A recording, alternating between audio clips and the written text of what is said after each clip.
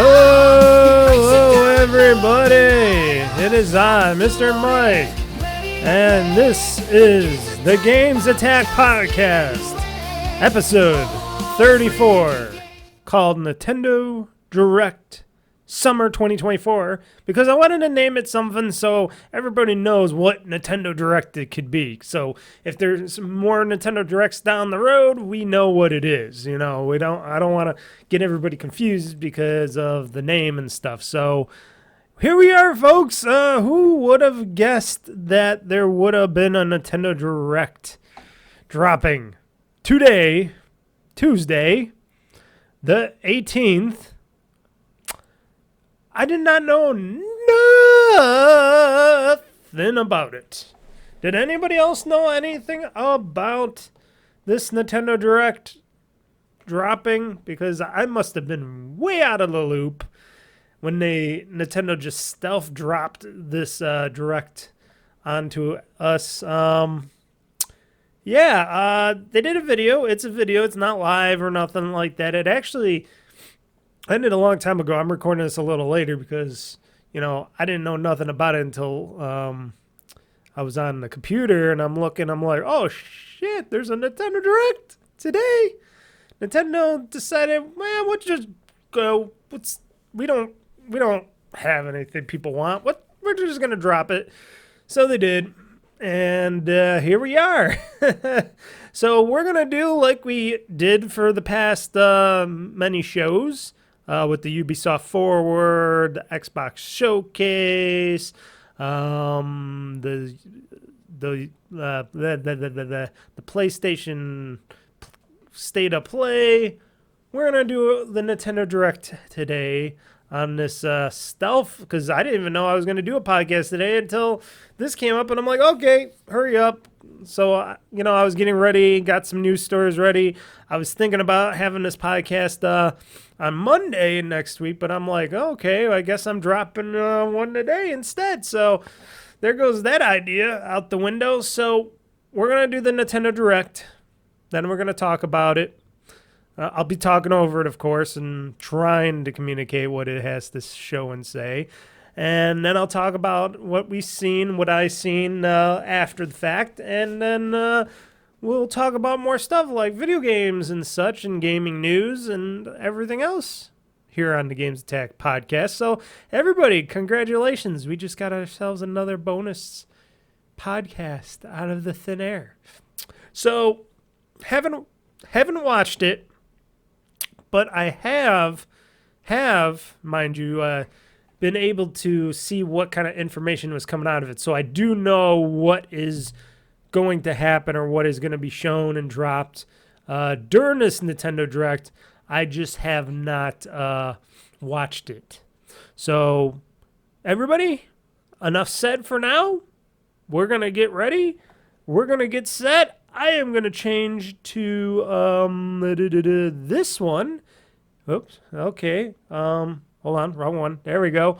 That was the other one. And we're going to watch ourselves a Nintendo Direct as I try to talk over it the best I can. So everybody, sit back, relax, listen, watch along, whatever you want to do. Here is the 2024 Summer Nintendo Direct show. So it's on YouTube. Apparently I had to go 29 minutes and 20 seconds in before it even started, which is weird. But yeah. Okay, here we go. So I'm going to start it up, and hopefully all the levels, sound levels, and everything is good. So here we go.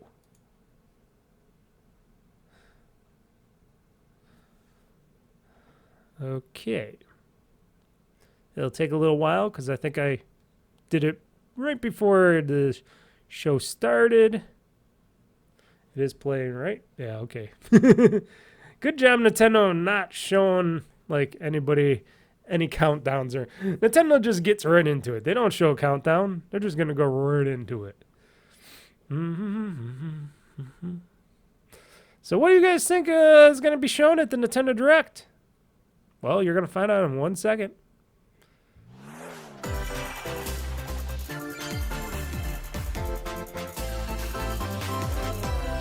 There we go.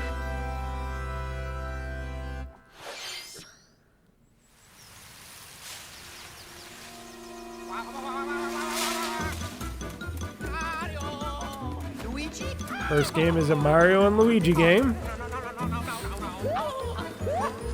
And yes, I do already know what the name is. This is Mario and Luigi Brotherhood. Yes. Luigi! Luigi! Mario! Luigi! Mario! Lots of colors. They're cell shaded. They're shaded in a unique way in this game as they're showing it off. And then they look like they're like a little bit of Paper Mario cell shading going on. They got a unique style, which is like not Paper Mario, but it's like more drawn looking. It's not as 3D-ish looking. It's more drawn-ish looking. I don't know if this is like an RPG meets like turn-based game style play. It's like an RPG. It reminds me of like it looks like an RPG on how they're showing this off. Tell me if I'm wrong on this. I could be. There's like battles going on like an turn-based RPG would have. So that's what I'm thinking this is, like a new turn-based RPG, because they're fighting like in a turn-based RPG kind of element. But then they got some like open world stuff going on here. And it's just Mario and Luigi. There's really nobody else you're playing with. They got other characters in this, like they do got Peach as a character and Bowser and stuff come to play, but I think you're mostly just playing as Mario and Luigi in this game.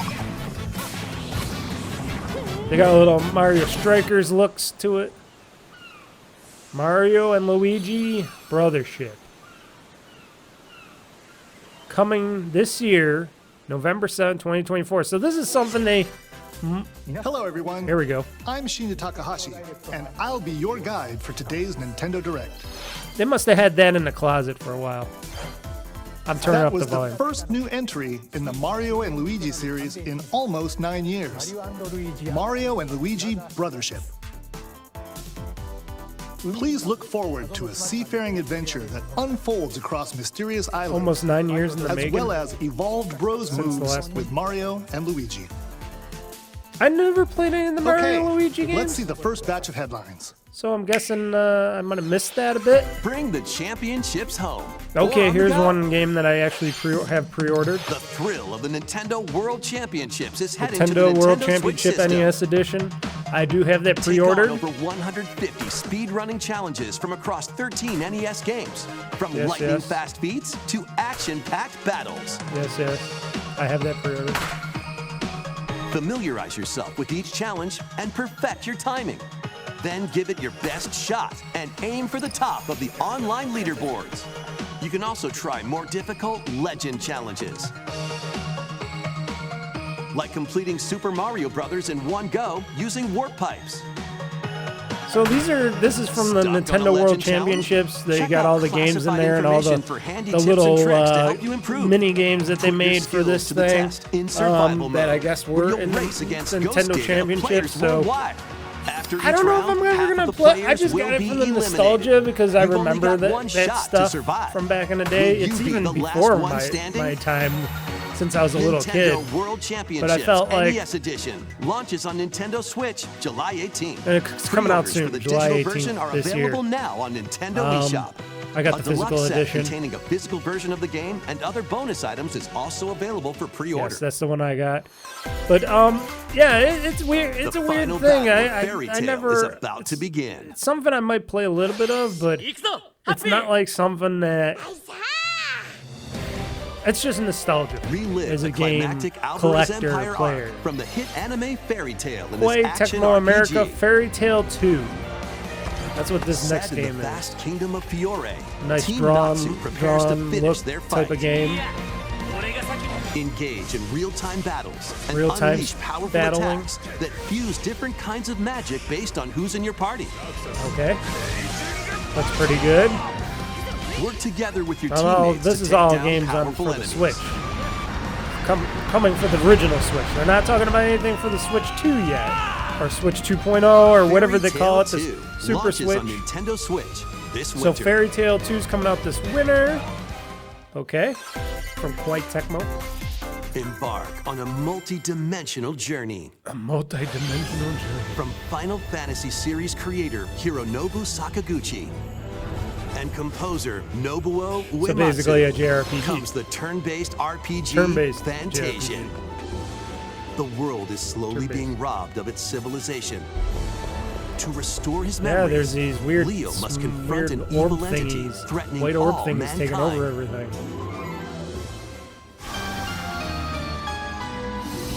Skills are the ticket to winning battles. Adjust a skill's trajectory to target multiple enemies at once. Hey, they did that. They did that You kind can of also stuff where send you can enemies adjust where encounter your to a separate dimension your and fight them later. shots are.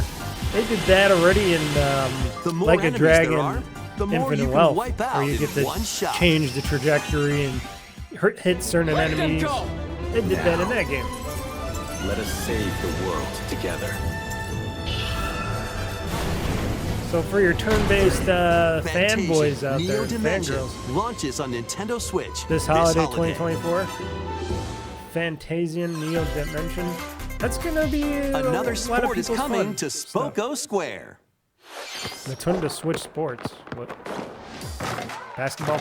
Basketball is being added as a free update to the Nintendo Switch sports game. Hey, EA, how come everybody but you can do basketball games? Pass. Take-Two does basketball games. And shoot. Nintendo's doing a damn basketball in game, 2-on-2 matches which using they're adding motion to their controls. sports.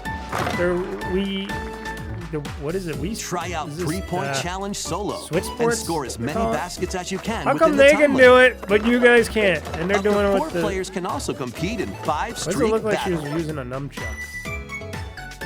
Besides local play, you can team up with players worldwide in 2-on-2 online matches. 2-on-2 basketball. Because you can't expect Nintendo to have more than 2-on-2.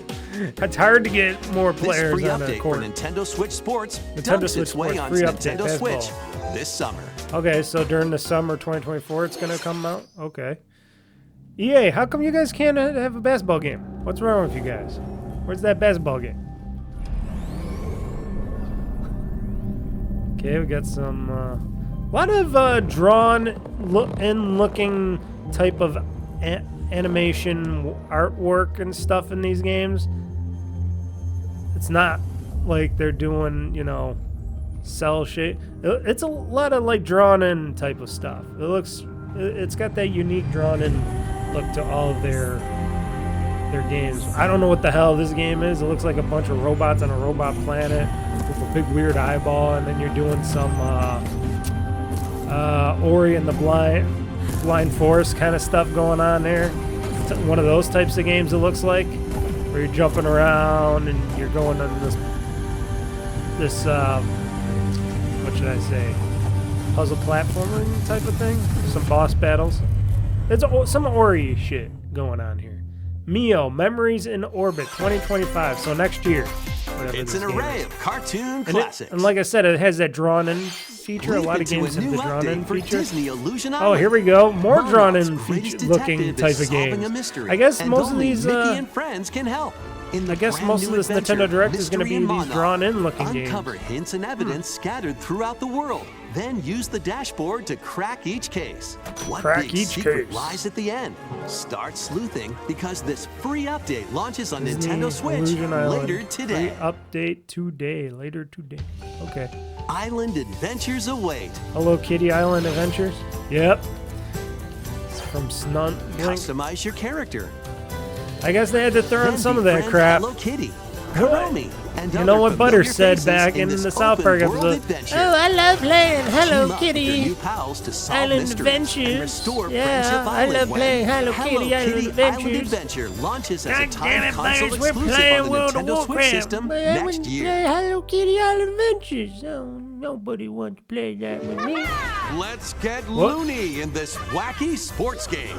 Another basketball game? Play as A Looney Bugs Tunes Bunny, basketball Daffy game? Duck, Porky Pig, and more across 4 arcade-style sports. And they Unleash had the a full female power of Acme bunny across this time, iconic too. levels in up to Oh, 4 and player tennis. local co-op.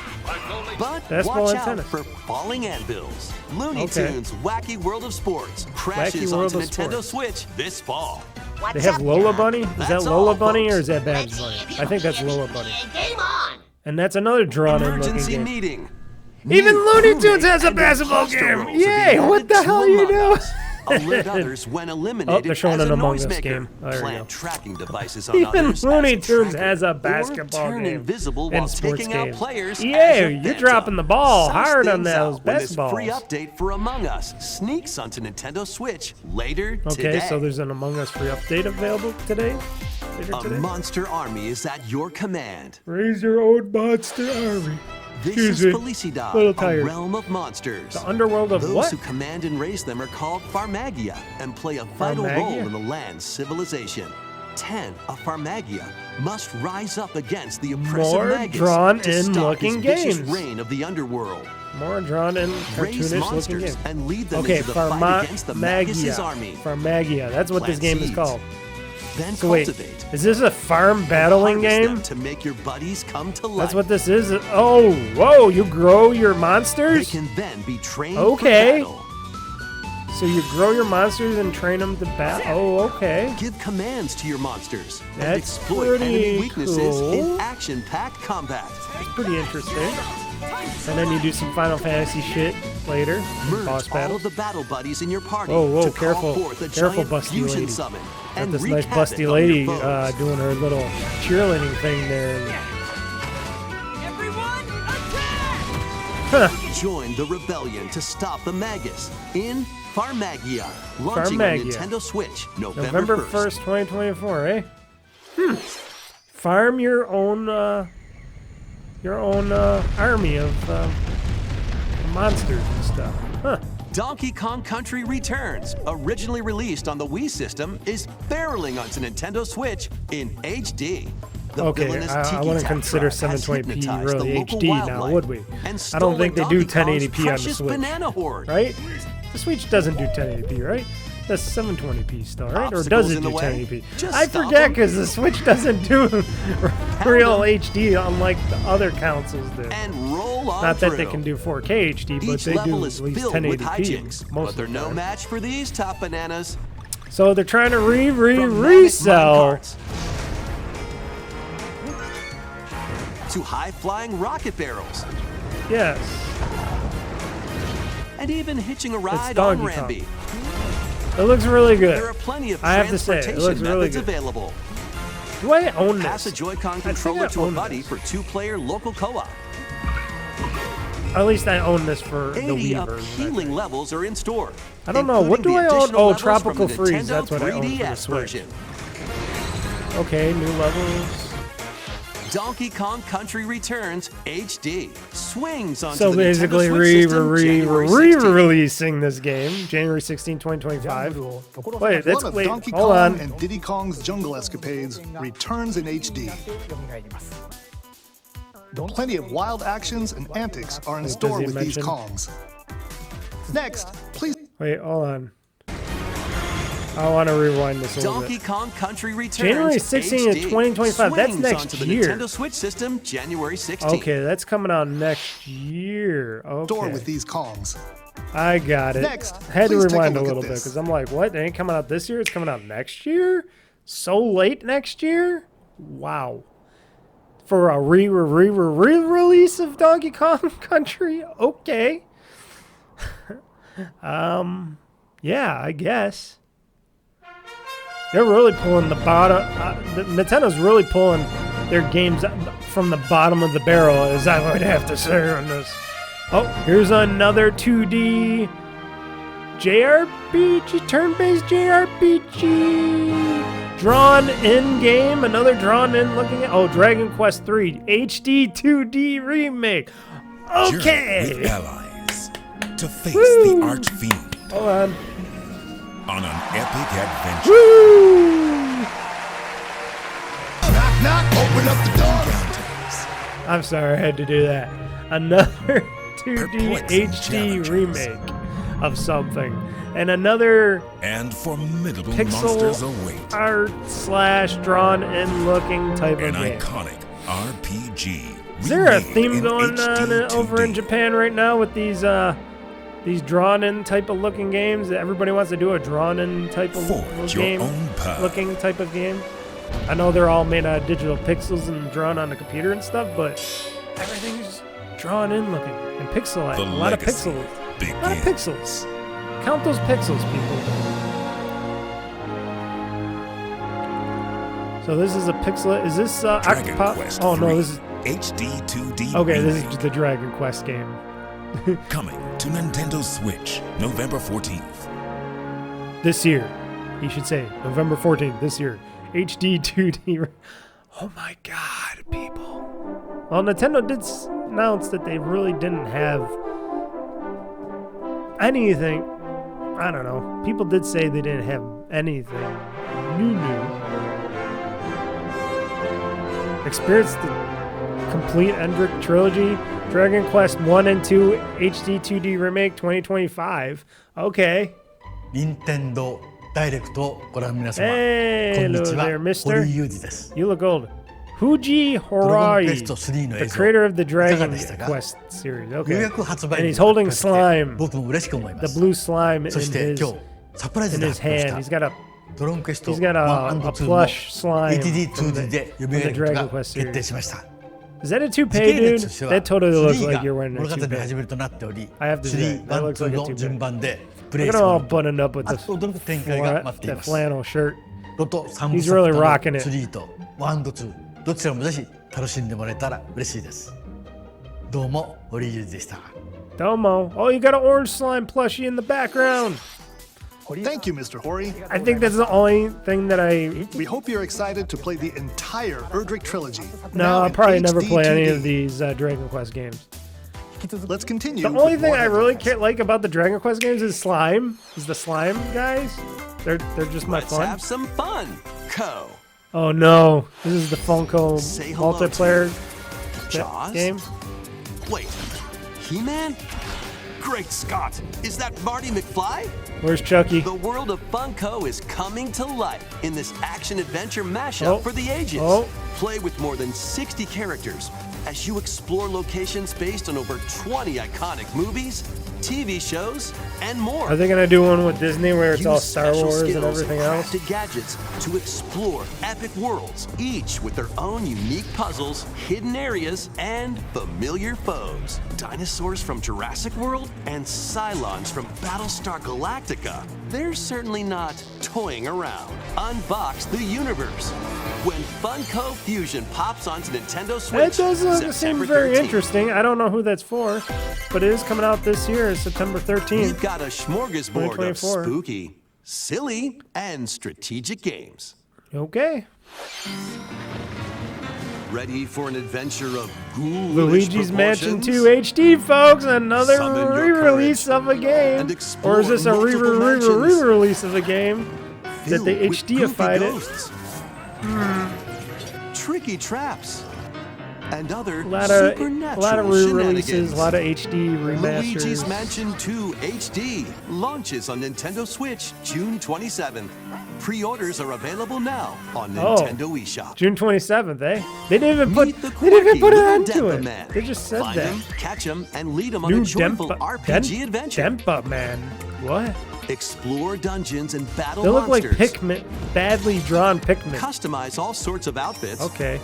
Decorate your They island didn't even however give you Luigi's like. Mansion And 2 more. HD Plus, like up to 4 the players in ending local credits co-op can like you team up usually to do for catch the game. special They just Dempa said it's Man. coming out The new this June Dempa Man is 27th. free to Pre-order play now. and launches as a timed exclusive on Nintendo Switch July 22nd. July 22nd for what? This Dupadapa Man? Strategize away in this tower defense installment of the Metal Metal Gear Slug series. Metal Slug Attack Reloaded. Take control of your forces and pulverize enemy I strongholds. do kind of like some Metal Slug. Choose from over Metal Slug's 300 pretty units fun. with different abilities. Oh, and build look at out that your sexy decks demon to lady. win tactical Ooh, tussles. I didn't know you can get a sexy You demon. can also slug it out with other lady players to in help fight. online battles. That's pretty hot. Metal Slug Attack Reloaded storms onto the Nintendo Switch system later today. Oh, sneak release today. I wonder if it's coming out for other systems as well. Of the Dam in like this eagerly Xbox awaited and stuff sequel like to the that, gothic PlayStation. roguelike RPG. Steam, Board your maybe. stagecoach and set off across a decaying landscape to prevent an apocalypse. Another Fight off drawn-in looking nightmarish type of fiends game. in turn-based combat. Cel-shaded, drawn-in type of game. And upgrade your abilities after each deadly run. Darkest Dungeon 2 launches on Nintendo Switch July 15th. Pre-orders begin later today on Nintendo eShop. Darkest More Dungeon. classic Okay. titles are on the way. For Nintendo Online and expansion pack. Play Link's classic 16-bit adventure and team up online to explore randomized dungeons in The Legend of Zelda: A Link to the Past 4 Swords. Okay, that's a Game Boy Advance game. Experience the Metroid remake Zero of Mission, Samus's Game Boy first Advance adventure game. in Metroid Zero Mission. So these are more Plus, games that they're putting coming on to the the new Nintendo Online Nintendo expansion 64, pack. Nintendo Switch Online Mature 17+ collection of games. Oh no! Mature 17 plus games. Oh shit. Brave the dangerous lost land to Turk, stop the campaigners' Dino Hunter, nefarious Dinosaur schemes Hunter. in Turok, Dinosaur Hunter. Okay. And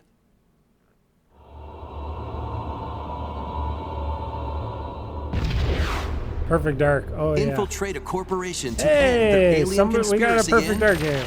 Perfect Original. Dark. Now with online multiplayer. What do you mean? Don't they have All that 4 on games will be available Perfect for Dark? Nintendo Switch Wait, Online Plus don't they expansion have pack that members later online today. for Xbox for the Xbox thing? I Set think sail that to they save the did. day. They said now online. This is Well, at least Verona, there's a Perfect a Dark young game woman coming out with the ability now. to communicate The original, with which you can play on phantoms. your Xbox consoles via Game Pass anytime. Join her Or on a on journey PC to as well. save her friend Ash. I don't know, the Nintendo Online bullshit when they In want this you to new pay extra installment in for the like Phantom Brave your series. N64 and Game Boy Advance and all those other games. It's Take like on tactical I can turn-based understand if you got like GameCube games Where and you stuff that you combine can the phantoms play you and befriended with whatnot, and objects in Wii various games maybe, ways. but you got these games that have been out for a long period of Combine time phantoms that you with certain really objects don't to do much maneuver them. with, that you guys don't really put out much of, and then you're charging what is it, Combined like with a $50 cannon to or attack something? a large area.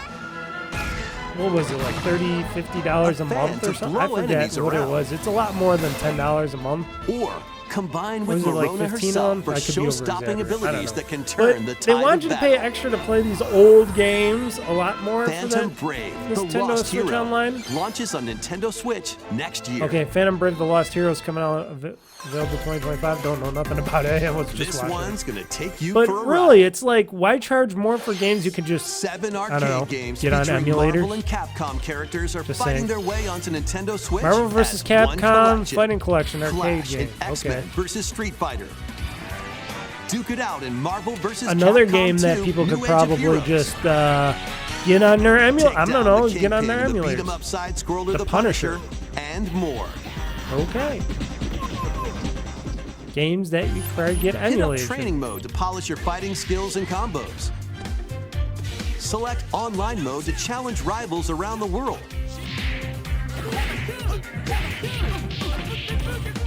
Or play co-op Do in people the still Punisher. care about Marvel You can vs. also Capcom? cross over to the museum to view artwork or listen to music from each game.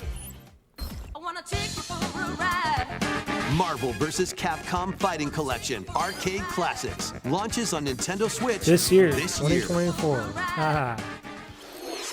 Yeah, if you like that nostalgia and you want to play that on your Switch. Now, this is something that I'm interested in. Coming up right now. The latest game in the Mario Party series A takes new place Mario on the Party! Island Resort. Woo! Get Because the ready last to one was jump kind of a into the little biggest dullish. selection of It's Mario kind of Party mini games yet in Super Mario Party Jamboree. Super Mario Party let's Jamboree! see some This of the actually new looks boards really where you good, folks. compete I to actually collect the saw the most trailer for stars. this. I took a sneak peek. Take the escalators to travel between floors in Rainbow Galleria. Rainbow Use in-game Galleria. coins to get a star at half price when they're on flash sale. Oh But shit, I act could get a fast. star in the flash sale, folks. Ride around and stay on track in Roll'em Raceway.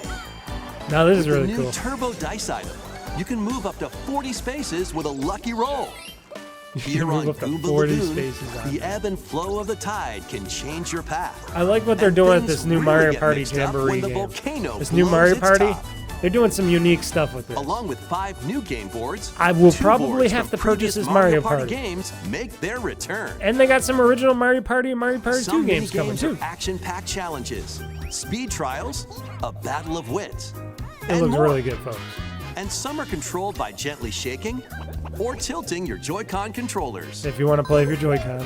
With over 110 mini-games, there's a wide variety to enjoy. I probably Also, will not.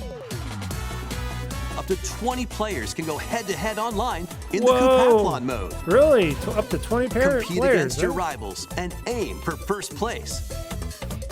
Try your best to come out on top. Wait, there are even more new modes? The biggest Mario Party yet will soon be underway when the Super Mario Party Jamboree October game launches 17th, on the Nintendo 2024. Switch system October 17th. I gotta say, I want to get this one. That was the latest installment in the Mario Party series. It looks like Super they're actually Mario putting a Party lot of stuff Jamboree. into this one. Because like I said, the New last one boards, didn't have that many mini games, games, much stuff in 20 Mario player Party. It was online kind of a gameplay dud, and more. I have to say, what Get they ready did for the last biggest Mario Party that that came out on the Switch as well. This one looks like And it's now, chock full of please stuff. take a look at this. We'll talk more about that after this. But that looks really good, folks. I have to say, Mario Party Jamboree. They might be back. I can see Dan Riker right now saying, "More Mario Party! We gotta play more Mario Party here in Japan." Oh, here's Link. It's a 3D cartoonish, cutesy-looking Legend of Zelda. Oh, there's Zelda. She's trapped in a whatchamacallit, a stone. Oh, and Link shot the stone, and Link got teleported. He melted into this crack of thing. Now Zelda's free, and she's running away after the whole castle's being taken to an abyss. Link got taken away by the abyss. Now it's just Zelda. And this interesting open world-ish looking type of Legend of Zelda game. The Legend of Zelda Echoes of Wisdom. Looks interesting. Hello everyone. I'm Eiji Aonuma, producer of the Legend of Zelda series. Hey! What you just saw was the latest installment, The Legend of Zelda Echoes of Wisdom. This Made time that one around, quick. Link has vanished. Now it's up to Princess Zelda to step into the protagonist role. Now you get to play as You a might be chick. thinking, will Zelda fight with a sword then? Here, we wanted to create a new gameplay style that breaks Sword and conventions bow and seen in arrow? past Legend of Zelda Don't tell me you're games with a gonna top-down have her perspective. fight with a stick and a flower. explain I don't more, want to see please this take a girl look at this fighting video. with a flower. Give her a chain gun or something. Get her something badass. Stolen away. Across the vast lands of Hyrule, strange rifts have appeared and have They taken look like the many ones from people, like Mario Galaxy or including something. Link.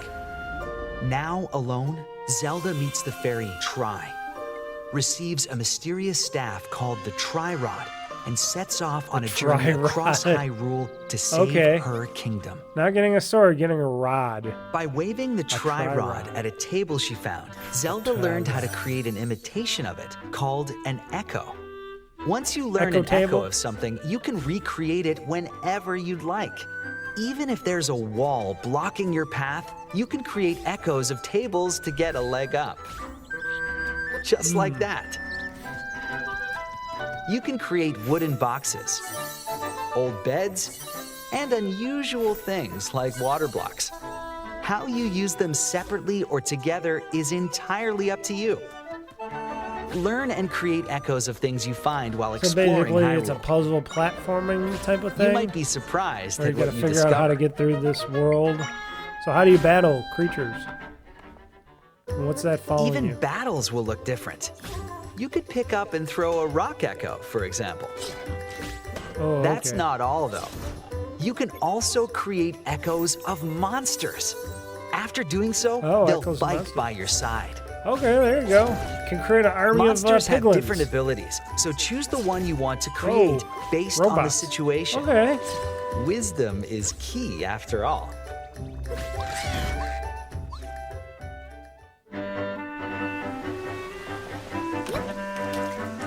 This Legend of Zelda is pretty unique.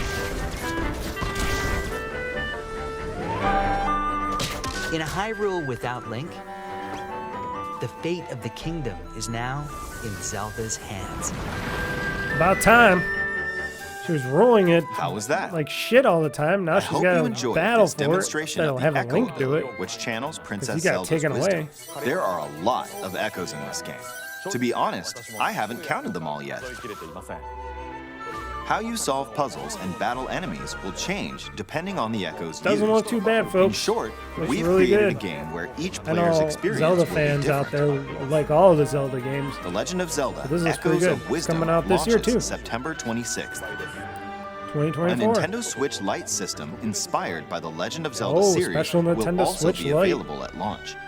We hope you're looking forward to playing as Zelda. So there's in this one new a adventure. new a special limited edition Now, Nintendo I'd Zelda like to return Switch this coming, moment I'd stolen away in back September. to Mr. Takahashi. and they're gonna have a new Switch out. Thank you, Mr. Not too Aonuma. far from that, and Please look forward to the in newest entry next in the year, Legend of Zelda maybe. series. Or are they gonna push it another year? Let's see or are a they gonna few have it more come out the headlines. end of the year? What's going on here? They're taking their sweet old Let time with loose that. and party on. Let loose and party on? Okay, what is this, Just Dance? Is this the new Just Dance? I bet it's the new Just Dance. Alright. Yep, Just Dance 2025 edition. How come they didn't show this at the Ubisoft Forward, though? Isn't that was interesting, because the Ubisoft Forward, usually they show these Just Dance things. Unless if I missed it or something, they weren't going too big on it, too hard on it.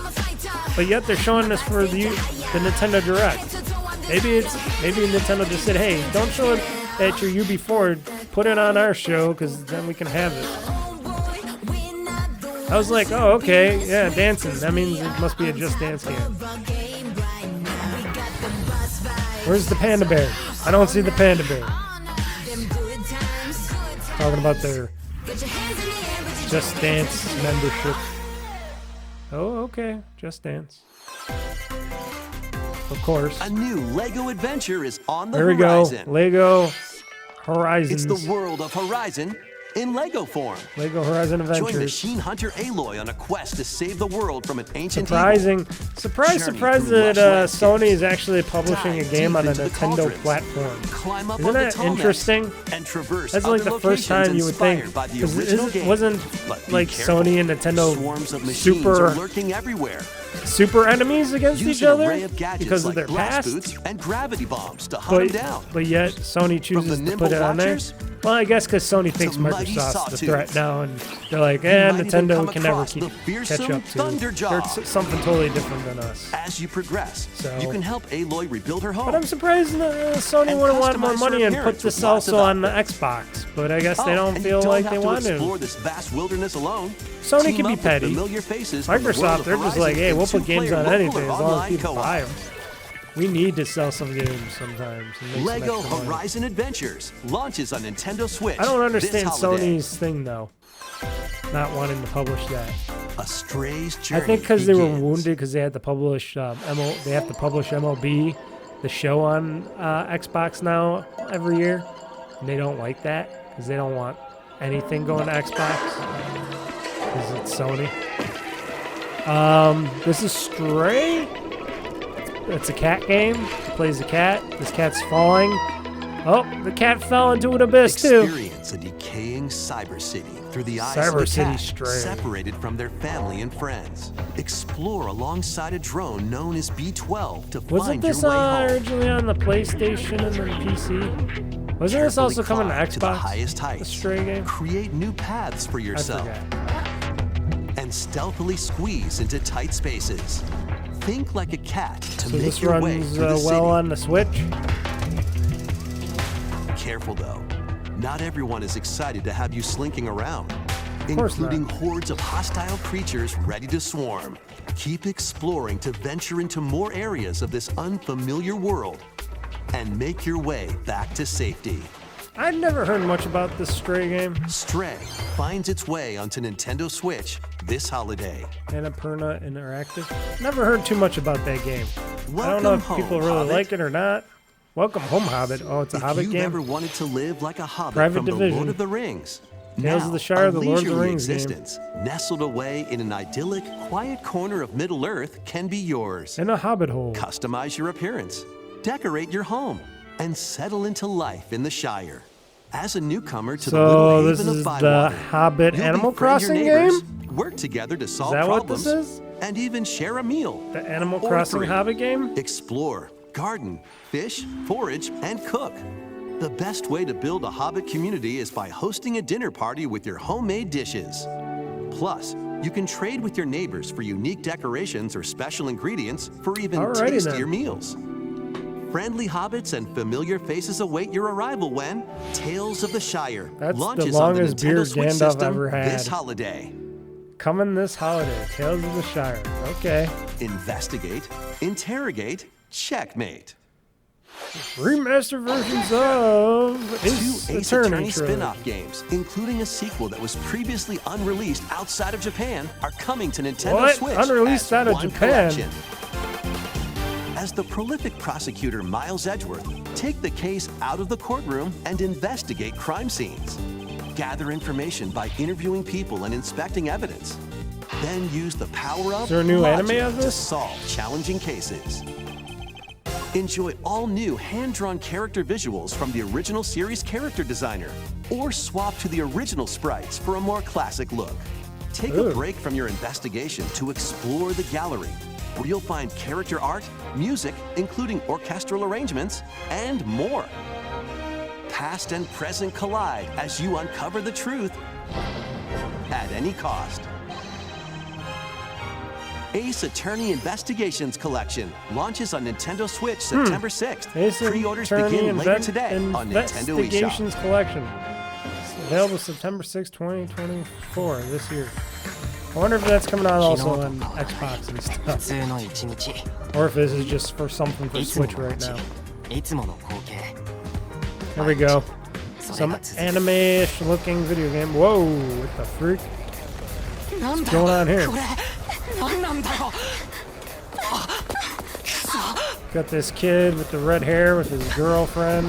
She looks really hot. A hot blonde with a nice little midriff.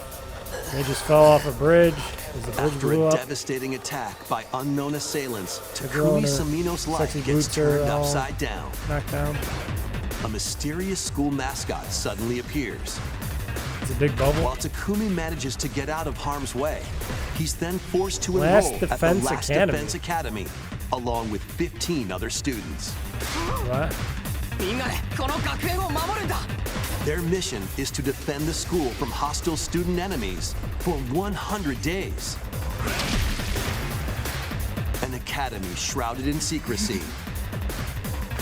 And the unavoidable loss of allies. Can Takumi survive this 100-day trial, colored by extreme and despair, and return to his normal life? The creators of Danganronpa present Another the 100-line Last shell-shaded- Defense Academy, launching on What? Nintendo Switch early next year. Early next year, 2025? Okay, Apex. Made by the people that do Embark anime. on a saga spanning I guess generations. it's a thing, this game. That game. It's A full remake of Romancing Saga 2 is marching on to Nintendo Switch. There's a lot of Japanese games on this Rule and presentation. expand the Empire of Baren A lot of across multiple Japanese-ish generations, Japanese games. while challenging the legendary Not a lot 7 of other heroes who have European turned games. to Maybe that darkness. Just Dance, but everything else is Japanese to the In max. combat, use returning Saga features like glimmers to learn skills, and formations to enhance abilities. Okay, Turn-based I gotta ask, battles who have also plays all evolved this into stuff? timeline battles, where the action order It looks is cool, a lot of this stuff, but who plays all Innovative these features games? like though? United Attack can Is also this help with anything strategy. that us and any of us How in will the you United States expand your play, or is this empire? mostly for And in which order will you fight more the 7 European heroes? countries. and Every nations. decision you make will dramatically alter This the is course another of the Final story. Fantasy-esque type of game. Safeguard your empire's future and protect your legacy from peril. Otherwise, the vengeful 7 heroes may emerge If you victorious. bring a lot of these games together, these types of games, and you look at them, a lot of them have a Romancing lot of Saga 2: Revenge of the Seven Okay. launches on Nintendo Switch October romancing. 24th. Oh, it's a Square Enix game too. October 24, 2024. No freaking We shit. hope you're excited to experience the Square full Enix remake making of another Romancing Saga 2. JRPG. That's almost everything for today's Nintendo Direct. Almost. Next will be our Oh. last announcement. Oh, I know Please what this take a is look. too. I remember. I know what else. I was wondering what it was. I know what it is. 20X9 Cosmic Gear Galactic Federation Research Facility. I wonder what it is, people. Could it be Metroid? Even has her ship looks like her helmet. There's Samus in her suit. And her ship looks like her helmet.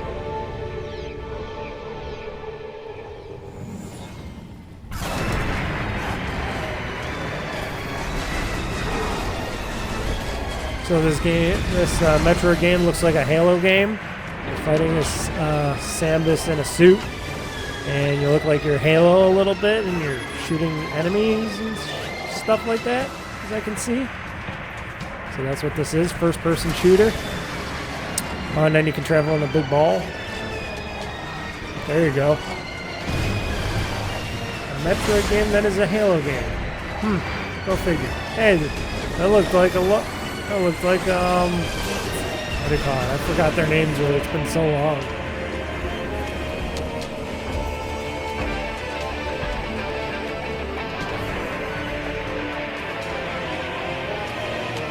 Metroid Prime 4 Beyond.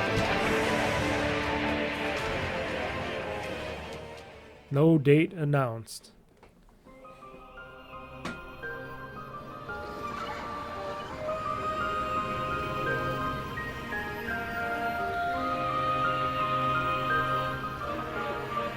$2025. Oh, it's coming 2025?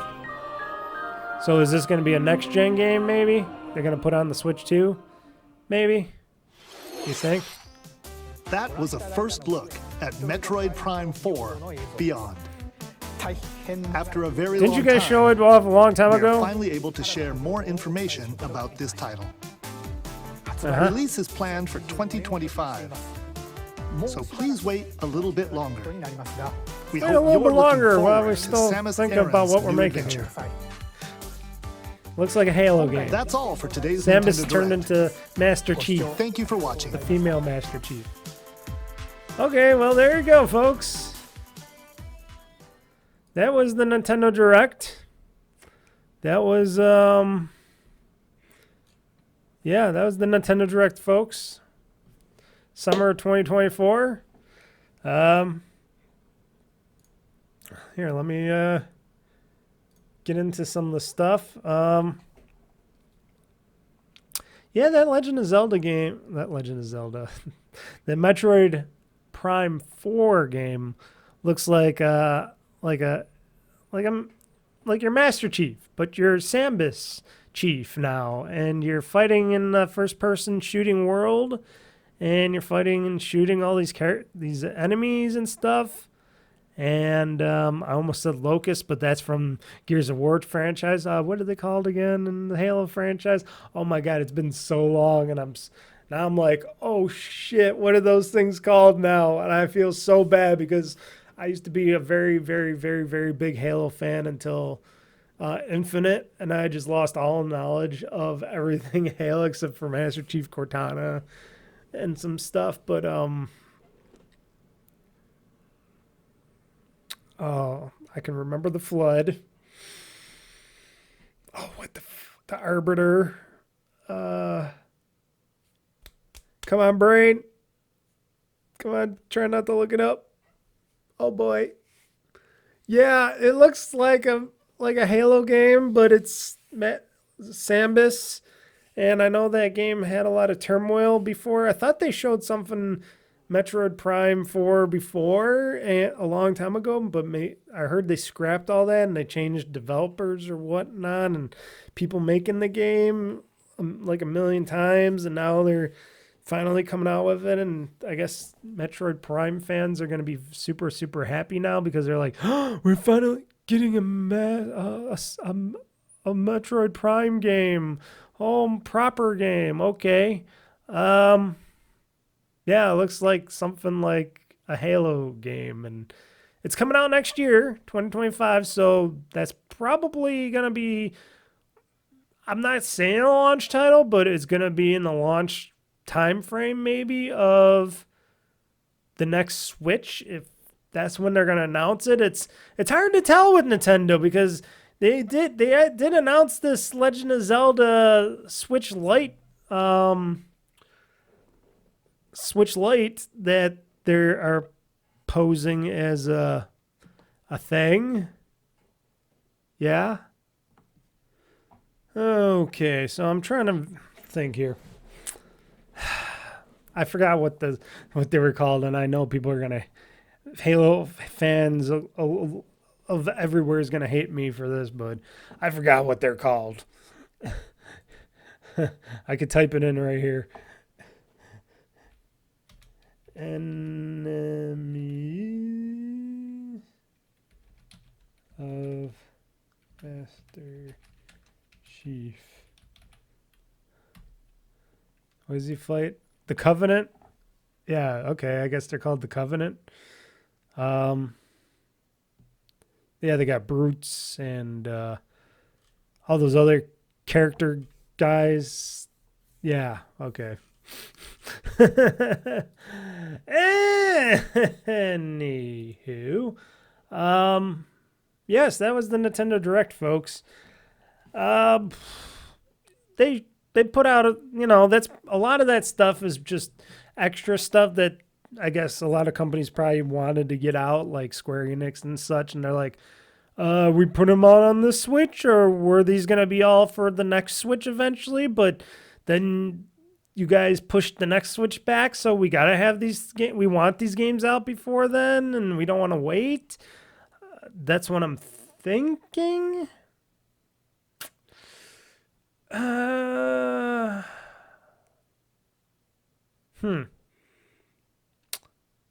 lot of them cell shaded. A lot of they got the Nintendo-esque look to them, because they're all mostly Nintendo games. It's a lot of JRPGs, a lot of stuff that, more pertains to the Western of society. Here in America, I'm sure you got a lot of people that are into the JRPGs and all these Japanese type of looking titles and stuff, the unique Japanese look to these things and feel. But there's still probably not the biggest audience, not like it used to be out here for that stuff. I could be wrong, but I think most of it's for European cultures and stuff out there.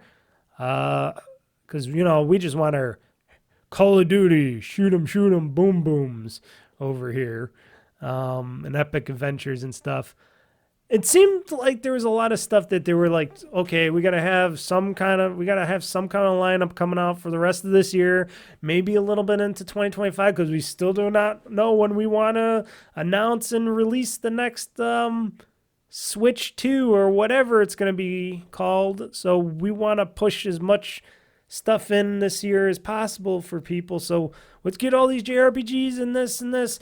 A lot of stuff that probably would have been for the end of this Switch. You can tell that this is the end of an era for the Switch, and that a lot of this stuff of course it is all going to be playable on the Switch, next generation Switch. According to them, most of this should be playable on it, but it's a lot of stuff, a lot of HD remakes, a lot of remasters, stuff like that. Very few new stuff, unless if it's a lot of Japanese stuff that I just did not know about, because I'm not too big and heavily into that stuff. But there is a lot of interesting stuff coming out of the Nintendo Direct, like The Legend of Zelda Echoes of Wisdom. This game, pretty interesting looking.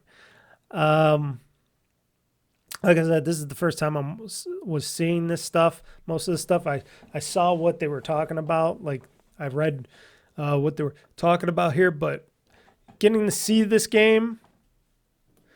Oh boy, I had to pause there for a second, folks, because I was yawning like a mother because I was up really late last night because I'm on my little mini vacation, and I did not expect that there was going to be a Nintendo Direct today at all, so I was not ready for this at all. I was caught with literally my pants down on this one. So forgive me for being extra yawny today. Call me Mr. Mike Yawny. But yes, talking more about this Legend of Zelda, I like the look of it. I like the feel of it. I even like how they have Princess Zelda as the main protagonist of this game. I don't know how many Nintendo fanboys of the franchise are going to like that, you know, because a lot of people, men in general, I have to say are biased towards lead female protagonists, but I'm not one of them. I think that's pretty cool. You get enough looking at Link's butt all the time. Now you get to look at Zelda's butt. And she's, instead of giving her a sword, because why would you give a female a sword? We're going to give her the stick of transformation instead. Now, if some enemies have a sword or drop a sword or something, could you pick up that sword and use it? Could you pick up any other weapons? Could you pick up and because you're basically got this wand that can duplicate things. It copies things and makes copies of these things and in the world, and you can use these things in the world as whatever you want to do with them. I would think that you could be able to copy like weapons of swords and shields and stuff like that, and just become and make it a hack and slash type of game. But when you need to use the special ability to copy, like they were showing, you can make some tables and you can go in there and make duplicates of these tables or triplicates or whatever these tables, stack them on top of each other and make a nice little staircase to go up and, get to hard to reach spots. Okay, what's it going to, how far could you go? That's my question. How far could you go in making copies of these items before it won't let you do it anymore? Or could you can do it like an infinity where I can just make like stack these tables up and make like a bridge of tables or whatnot to go from one area to another, or do something and avoid all the enemies and then come back and take them all down. I don't know. What are the physics of that? Is there any physics? It looks like an open world adventure too. They made it like a semi-open world Zelda, that's what it looks like. I'm trying to see here.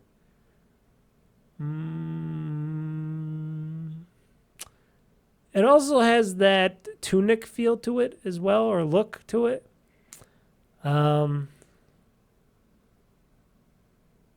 Yeah, so Link got taken by the strange rift. So Zelda has a little partner, a little fairy named Tri, T-R-I, Tri, to use the power of the Tri-Rod or Tri-Rod probably, it's probably a Tri-Rod, to create echoes or imitations of things found in the environment. This means you can make bridges out of old beds. I was just asking that, but how many, how big? Water blocks to reach new heights and more. It is interesting. I may want to get that game. It seems like a very interesting type of game. It's coming out this September 2024, September 26, 2024, I should say, to be exact. And, of course, they also additionally announced a limited edition gold-colored Nintendo Switch Lite with the Highland Crest, which will arrive alongside the game for those suckers that are going to buy a Nintendo Switch Lite at the very end of its life cycle, right before they announce, oh, look, we got the Switch 2 coming out. And then those people that buy the Nintendo Switch Lite at the end of this whole thing, they're going to be like, oh, shit, I should have waited and got the Switch 2. But who knows? Maybe people don't care and they're just going to buy a Switch Lite if they want one. And for those people, or if they wanted a Link Switch just because they wanted a limited edition Legend of Zelda Switch Lite and they don't give a crap and they'll still buy a Switch 2 down the near road. All I can say is, Nintendo, you are the Apple of the video game market. You are the Apple of the video game industry here, doing this kind of stuff. So you can get away with selling a limited edition, new limited edition Switch Lite at the end of a life cycle. They can get away with this. Yes, they can. But the game looks good. We'll see if I decide to get it or not. They didn't announce if it was coming as a physical edition. I'm pretty sure it will be, because Nintendo still puts out 98%, I should say, of their games still physical. There might be a few exceptions to that rule where some of their games do come out only on Nintendo digital storefronts and stuff, but most of these are probably also coming out physical copies of these games. I could go to Amazon here and see. I don't know if Amazon has anything available right now, because Amazon, it's Amazon, so sometimes this stuff doesn't appear right away. It used to, when Amazon was really big into the games thing and they wanted people to like them about video games, but now, let's see. I'm not seeing a damn thing. Well, how about this? If I do this, I'll pop it into here. Physical. We're getting physical.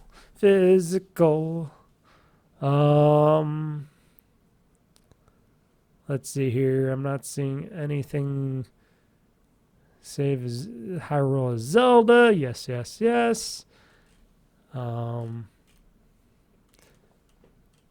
not. Did they say? Okay, is there a physical copy coming out? We'll be launching on September 26th. Their echoes will be seen to play a legendary princess.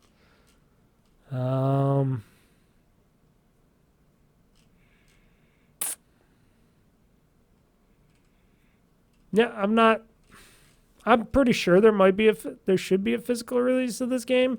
I'm just not seeing one. Maybe I should go to GameStop. I haven't been there in a million years. I haven't been to their website in a million years. But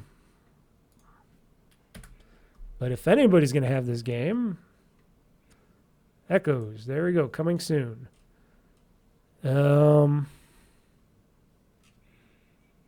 All they have is this, a picture. They don't have anything saying it's going to be a box copy. I would think they would, but who knows, folks? We'll see. We'll find out and see. I'm pretty sure it's going to be a box.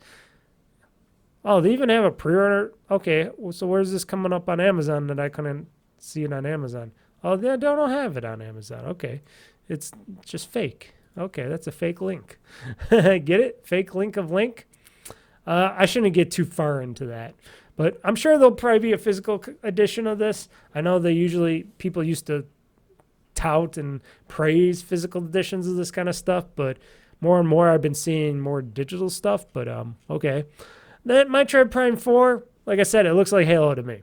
It looks like Samus is back. People wanted a Metroid Prime 4 so badly, and it looks like a freaking Halo game, but you're playing as Samus, so you're in your sexy underwear in your own suit. You don't need a Cortana because you are the Cortana. You can just play with yourself in your zero suit Samus thing, and you can roll into a ball. You can shoot enemies that look like enemies from Halo and stuff like that, and you probably defeat Mother Brain again for the 20,000th time, and yeah, it's going to be a Metroid Prime 4 game. Of course, no date, but they're looking at a 2025 release window. So probably, I'm not saying anything. I'm just not. Maybe I can predict it's going to be in the launch window of the next Switch. Maybe it's going to be a launch game for the Switch, next gen Switch 2. That's my prediction there. That they're just putting it off for that. I can see that. Mario and Luigi Brothers ship is jumping to Nintendo Switch this November. This looks pretty cool. They're back. They're drawn. They're cel-shaded drawn looking. Originally, I thought it was like a Paper Mario-esque type of thing, and then I look at it, it's like a JRPG type of thing going on here. And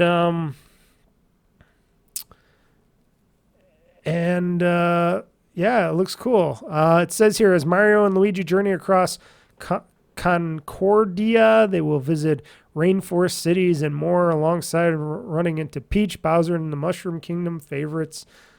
It looks cool. It looks like a cool Mario game. I bet you they had this in the back saying, we're keeping this in our back room. It's already been done. It's probably one of those games. Like people are talking about that when I heard from other news reporters and streamers and stuff that Nintendo has like a ton of games just in their back catalog that they're ready for release, but they haven't released them or they haven't announced a release date for anything. And this is just extra filler that they're like, we got this Mario game. Let's put it on the Nintendo Switch for this Switch instead of putting it out for the next Switch. And we got it in the back here. Might as well put it out. Coming out November 7th. Looks cool. Looks like they got a little bit of cool gameplay to it. And I'd be interested in checking it out. Maybe. I don't know. We'll see. It's the brothership, people. It's the brothership of the Not Ring. Of course, you're going to get a lot of your Dragon Quest 3 HD 2D remake is coming to Switch in November. Dragon Quest 1-2 HD 2D to follow in 2025, which will probably be out on this Switch and the next Switch, because why not? Make double that money. And Dragon Quest 3 is actually in the chronological beginning of the Endrick Trilogy storylines. Will let players embark on a quest to save the world from the dark forces of the evil archfiend Baramos. I have never played a Dragon Quest game. I do know some of the characters from Dragon Quest, being a Fortune Street player, and I do like slimes. The slimes are cool. The guy that created the series, I have to say he's damn old, but why wouldn't he not be? But he still likes his franchise. He's holding on to the blue slime with him, and that's cool. That's cool of him. And of course, they got to try to cash in more on their Donkey Kong, because are they ever going to give you a brand new Donkey Kong? Because, well, they did. They gave you the Jungle Freeze game, and they gave us all that Jungle Freeze Donkey Kong game, but they just want to bank on the original more and more. So Donkey Kong Country Returns HD arrives on the Switch in January of next year. So, yes, there's more of the same Donkey Kong Country, remastered, HDified. Why not keep putting out the same thing to make more money? Which they'll probably charge $40 for. I wouldn't doubt it. I doubt they're going to charge 50 or 60 for this. But I could be wrong, too. I could be wrong. It's Nintendo. They might charge full price for this, for their Donkey Kong game. Why not? Donkey Kong Country Returns HD is set to be released on Switch on January 16th, 2025, complete with 2-player local co-op and 80 levels from the Nintendo 3DS version and more. There you go. The next game on this list that I'm super happy for, and I will purchase this day one and play it by myself because I got no friends. Well, I do, but I highly doubt they can handle a game of Mario Party. But Super Mario Party Jamboree! Oh my God, who would have thought there would have been another Mario Party game before the Switch end? I bet you this game was supposed to be for the next Switch. I bet you they were originally going to announce it for the next Switch, and they're like, let's put it on the Switch. Let's give them one more Mario Party for the Switch original, because the first one was kind of snore. Yeah, I have it. It is not the best Mario Party game. It kind of was very lackluster. And I don't mean that the games were lackluster. It was still fun. It just didn't have that much content for what you were paying for the original Mario Party for the Switch. I forgot what it was called, Mario Party Switch or something. Hold on. I got to look it up again, because why not? Mario Party for the Switch. What was it called? Do they have it? Super Mario Party. Yes. And they still want, they want still $60 for it. They still want $60 for it. I didn't even know this was $60, but what? Okay, Target wants $50. Amazon wants like $50. Okay. But yeah, Best Buy wants almost $60 and $60 for the digital versions. Holy shit. That's so expensive. And there's not much content in this. I have this game because I have to have every Mario Party game, which I do. I have physically, and I have ROMs of most of the Mario Parties that I could get up to the Wii versions. But this game is not worth no $40, $50, maybe $30, because there's not that much stuff in this Mario Party game. Mario Party, no, there was not that much. I was kind of disappointed, because I'm like, well, where's all the extra content? Where's the levels? And there wasn't that much stuff. This looks like they're trying to apologize for that. This Mario Party Jamboree looks like they're trying to apologize for their shortcomings by adding all these cool new boards and all these big, tons of mini games, tons of stuff to these, plus adding stuff from Mario Party 1 and 2 into this game as well. It says brand new Mario Party game, Super Mario Party Jamboree, is headed to the Nintendo Switch October 17, 2024 this year. It will take players to an enormous island resort and features five new game boards, what was the last one? Did they have like 3 only? Maybe 4? I don't know. There didn't seem like that much in that original Mario Party for the Switch. 2 boards from previous games, over 110 mini games, a copulation mode that supports over 20 players, and so much more. It even has big multiplayer support, which that looks interesting too. I'd have to get Nintendo Switch Online, pay them $20 for the year, but maybe. It looks good.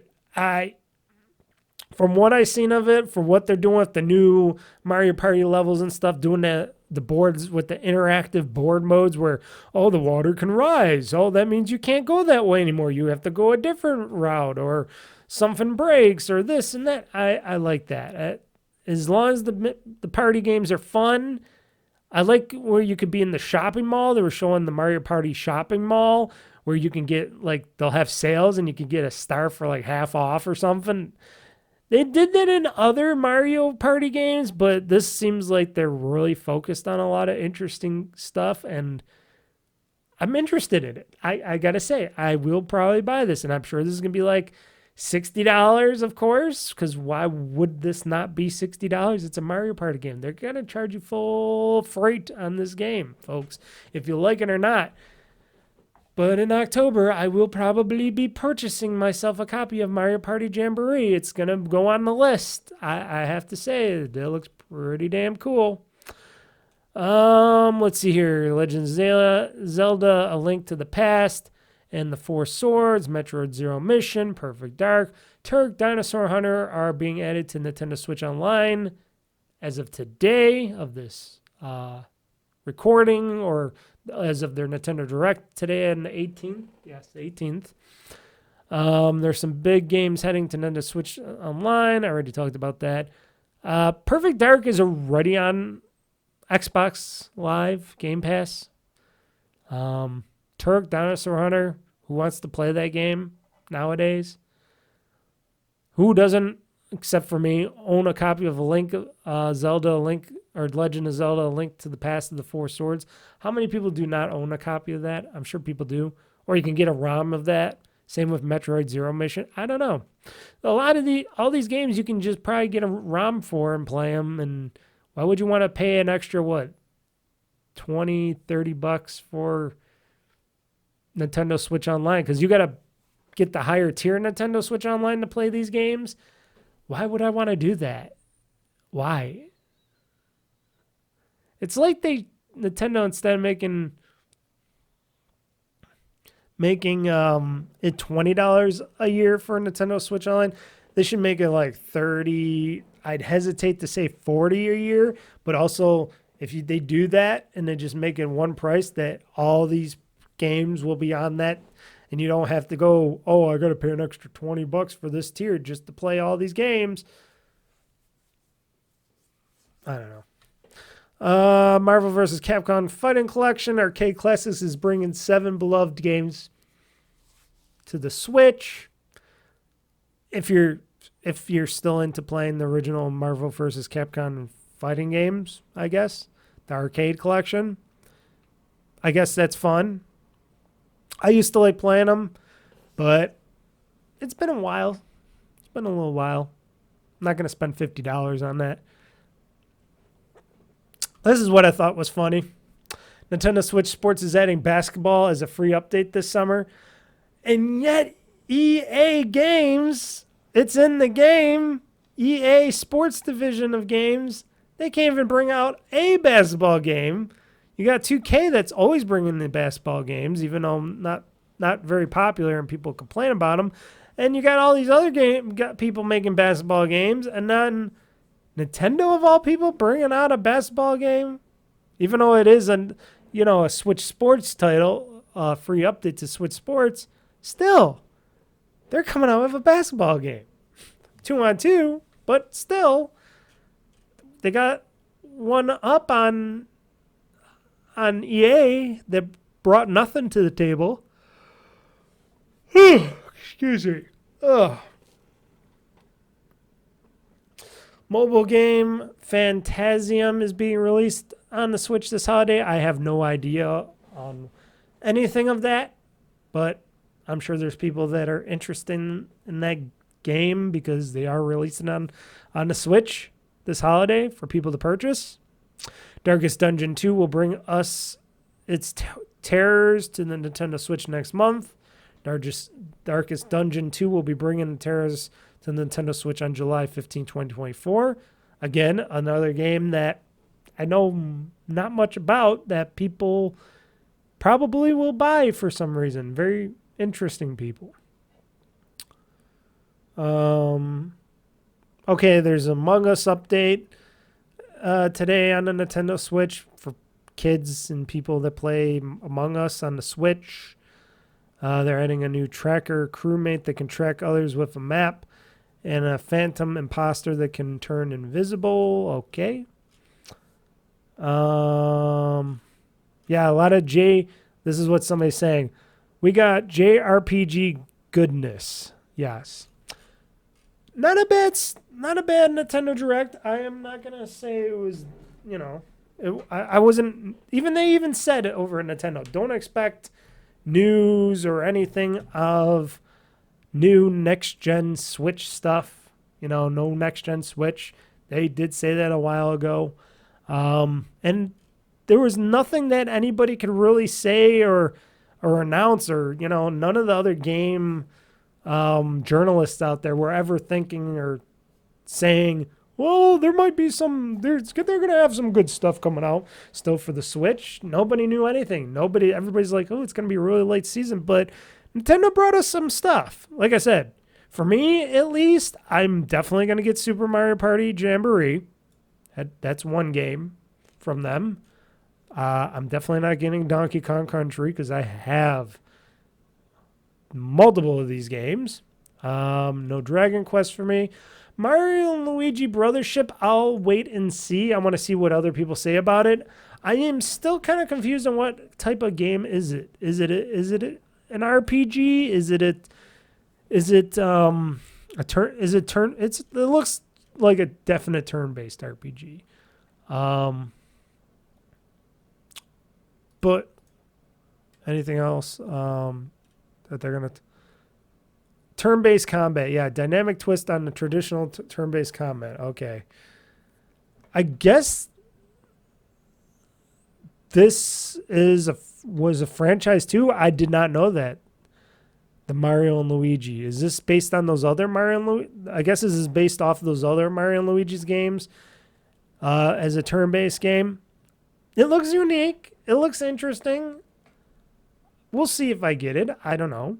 I have no idea, but it is coming out November 7th, 2024, so I got time to think about it. So I'll add that as a number 2. I'll put that as a 2 for 2 games. Like I said, we got Mario Party Jamboree. We got Mario and Luigi Brothership. I'll give them that. Metroid Prime 4 coming out in 2025. I don't care about Metroid Prime or Samus and all that. I know she's a sexy lady in a suit that kills bug aliens and stuff, and you got this mother brain that she can kill. But okay, whatever.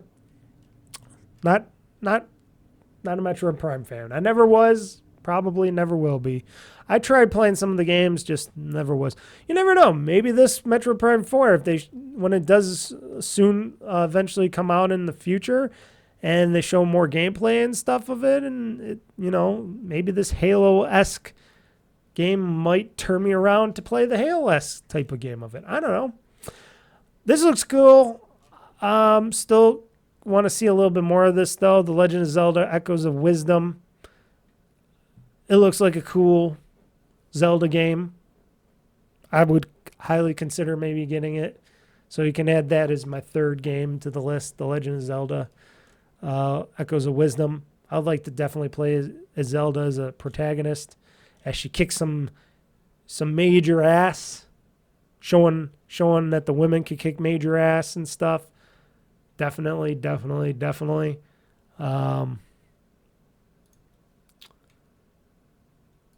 Yeah. So they had a bunch of games, a lot of JRPGs, a lot of this. They had the Just Dance game, which we did not see at the Ubisoft Forward, or at least I didn't see it at the Ubisoft Forward. I must have maybe dozed off at that time or something. I don't know. But it had what it had to have. Like we're all saying, like we know this is the end of the road for the Nintendo Switch, or at least the original Switch, and that they're eventually going to go and announce the Switch 2, the Switch's successor, the Switch 2, or whatever it's going to be called, that it's eventually going to have a brand new everything. It's going to, and then they're going to want a whole bunch of games for the next Switch and stuff. So this is like the final curtain call to this Nintendo Switch, and they have every right about that. They have every right to say, hey, this is the final act. This is the final act for the Nintendo Switch.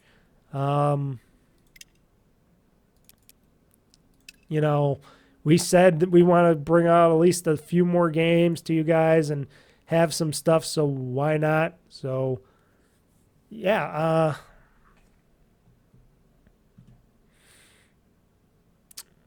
anything else? I'm just trying to look here.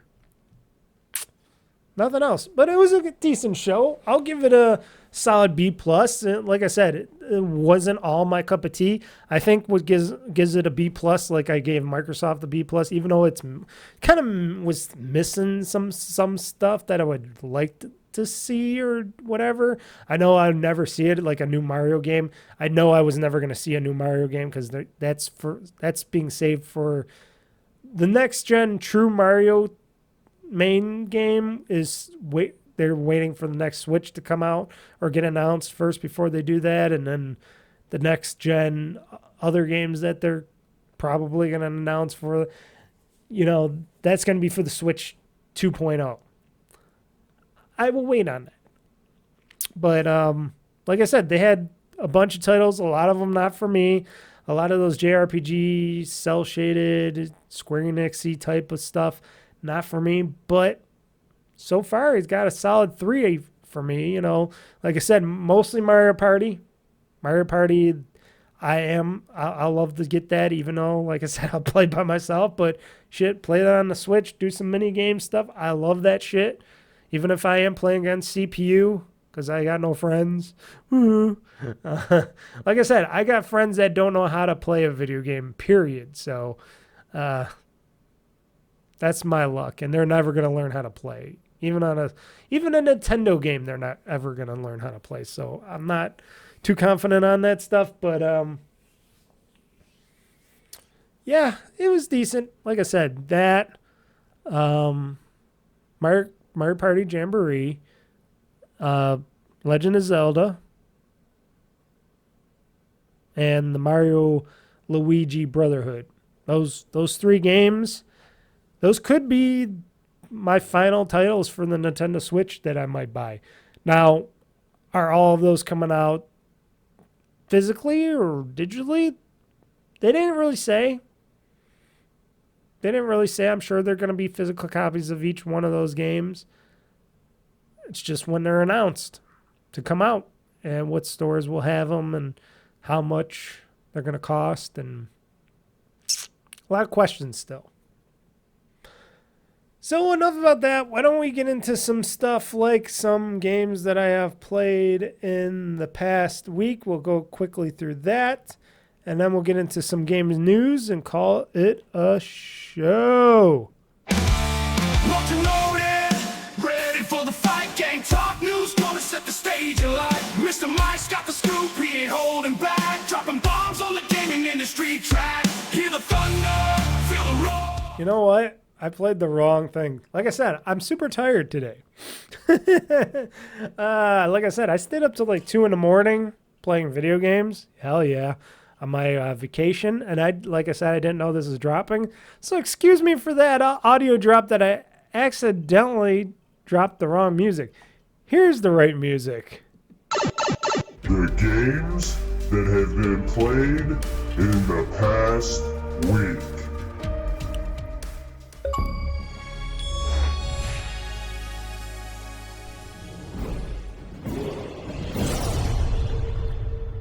That's a good game. Enjoy your gaming. Dude, go fuck yourself. I had to add Cartman at the end there. I need that dude. Go fuck yourself. For me. That's all for me. Okay, good people. We're going to go through this stuff very, very, very quickly. Oh, and by the way, just then talk about this. I'll talk about this in another when I do a Let's Play or something, because I do plan on doing maybe a Let's Play today. We'll see how I am with the tiredness. As you can tell, my lighting's okay, right? I look good, right? Yeah, I got new lighting set up a little bit here. Mostly it isn't just because of the lighting. I also have NVIDIA Broadcast, which I downloaded to use with OBS and stuff. Because originally, I think just the OBS green screen technology, it was kind of lacking, and it was not, blocking out the back stuff. So I know other people are using NVIDIA Broadcast. I was kind of hesitant on that, and I still kind of am until I start playing some games around it to see how well my computer handles multiple high-intense situations. Because you're using your graphics card to use the AI of NVIDIA Broadcast to clip around me, which it seems like it's doing a very good job. See, I'm going here, like, I could go off screen. It's doing a very good job. Sure, I still have, well, I don't really have it set up, but I do have my green screen behind me back here. You can't see it or anything. See, I'm going to the next dimension for you video watching podcasters. I do have the green screen behind me, which probably does help, but it's not covering objects all around me. Like, usually I'd have to cover like all my back stuff over here. I have like my recycle bin and my glass table over here with more my video game equipment and stuff like that. And my other stuff back there, my water machine and stuff. Usually if I don't have that covered up, you would see all that. But right now, that's all gone. Everything behind me and my chair, which it picks up my chair lovely too. I wonder if I go back, I would disappear. No, I seem to, I still seem to be here, and my chair too. That is kind of interesting. And this is all being done by probably AI, I guess, using the graphics card and video broadcast. And so far, this is the first time I really have tested it out in any shape or form, and it seems to do a pretty damn good job at this virtual green screening technology. It does other things too. They got the voice stuff that you can use it for, and you can do blurred backgrounds. You could do the eye tracking thing, because even though I'm not looking at the camera, and they're like, you gotta look at the camera, it does have that weird eye tracking camera where it puts the eyes always looking at the camera kind of technique. But you know what? I like to keep it real, folks. I don't always have to look at this damn camera. You don't have to see into my eyes to understand what I'm going to tell you. But otherwise, this just doing this a virtual green screen, it's pretty good technology. Like, I can go over here. You can still see my hands. See, sometimes it might do a little clipping because it is far away, so it has to calculate what's going on here, but pretty much this does a very good job.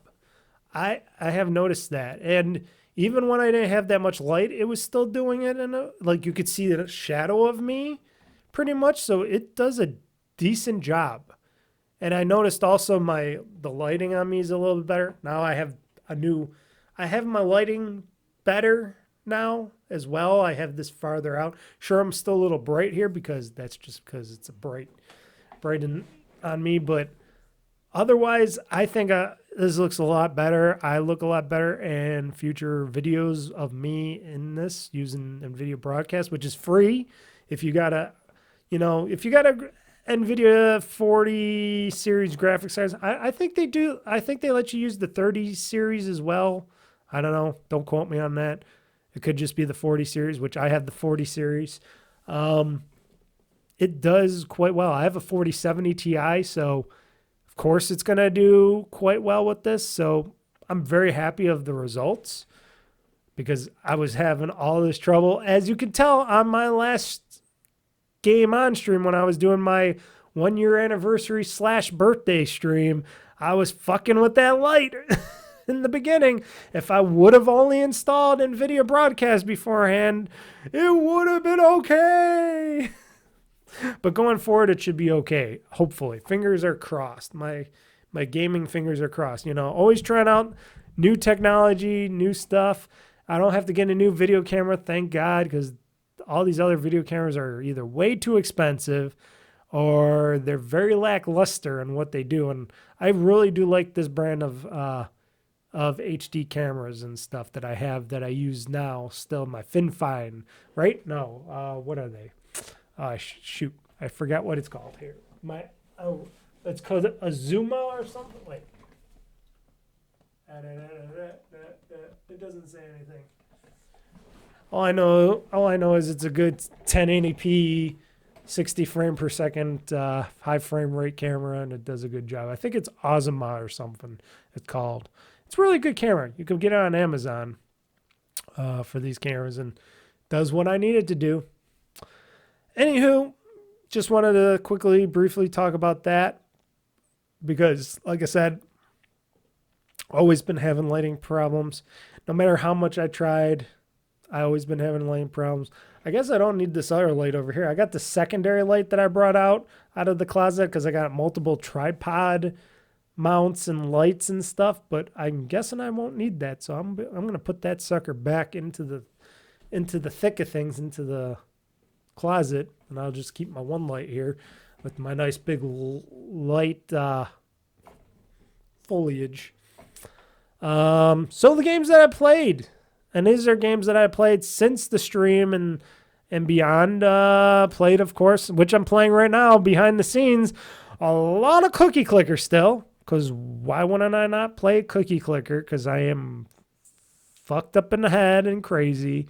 And it's not really a game. It's just a clicking game. And I'm not even clicking. I'm having the AI AI fingers in the game clicking for me. So I'm not doing anything. The numbers are going up. I got over 8 trillion cookies again. I would have had more than that, but I keep investing my cookies and stuff into more grandmas and stuff like that because I'm crazy. But that's me in a nutshell. But Cookie Clicker, PC, bought it off of Steam for like $2 or something. Gotta cook, gotta click those cookies. I am a broken man. I'm a broken man. I've been playing a shit ton of, and I will be playing a shit ton more of probably tonight, of Yakuza Kiwami 2 on my ROG Ally. Man, that thing, even though I was playing in 90-something degree weather last night, which I'll probably be doing today because it's another beautiful, 80, 90 degree weather day today? Oh, it's 90 right now. It just turned back to 90. We just had a storm earlier the day, and it was pouring like a motherfucker outside. It was, the heavens opened up, and the buckets of water just came pouring down. It was raining so freaking hard. I went on my deck porch, which of course was getting wet because it doesn't matter how covered up you are and stuff. That rain was going everywhere.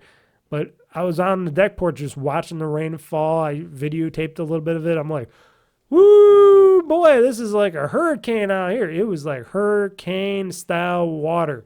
It was, Mother Earth was sweating.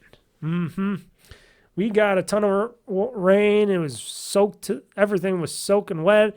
And then the rain stopped after an hour later, and the sun came out, and now it's hot and dry as hell, like it never did. Like no rain ever happened, except on my deck porch, which is probably going to be dry by the time I get out there today, so it doesn't really matter. But anywho, yes, been outside even in the heat. Doesn't matter because I enjoy the heat. I sit on my deck porch, on my nice couch on my deck porch. I lay back. I play myself a shit ton of Yakuza Kiwami 2 on my ROG Ally, which plays beautifully outside, outdoors. Oh, yes. And I was playing it the whole day. Like I said, I was out there till 11 o'clock at night, maybe last night, 11, 12-ish. I was out really late last night just on my semi-deck porch. I think I went out there around like 2 o'clock. I forgot when. It was like 2, 3 o'clock. It was after I got my windows installed in my house. I was out there just playing the day away, playing the games. It was so much fun.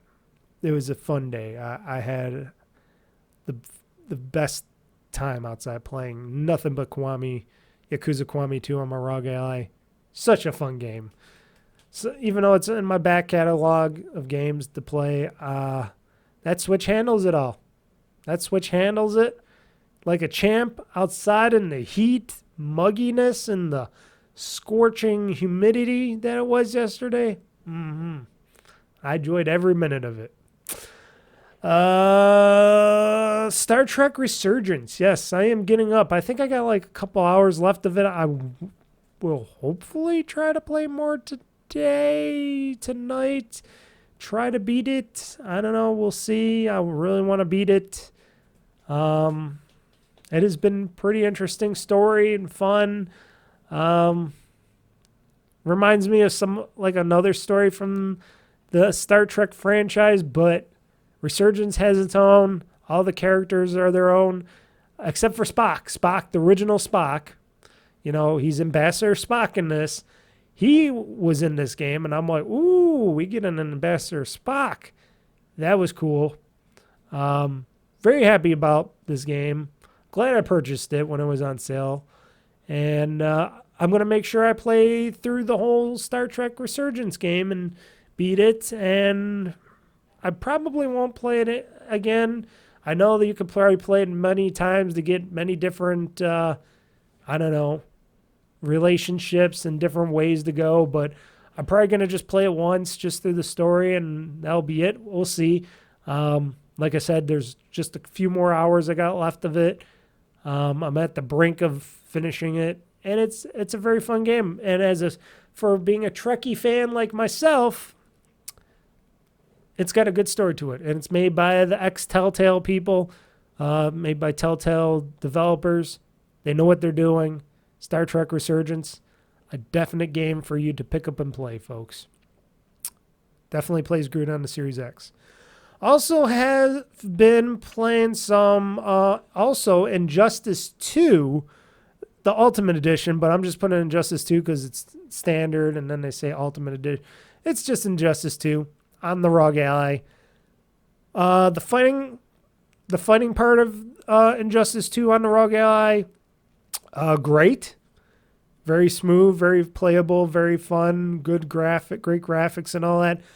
The video, though, and I don't know, maybe this is because this was the game as well. I don't remember. I should look it up on my Xbox. I wonder if it had problems on consoles too. But the video portion of Injustice 2, the story, watching it, has so many lip sync issues. It's like people are talking and then you see their lips going.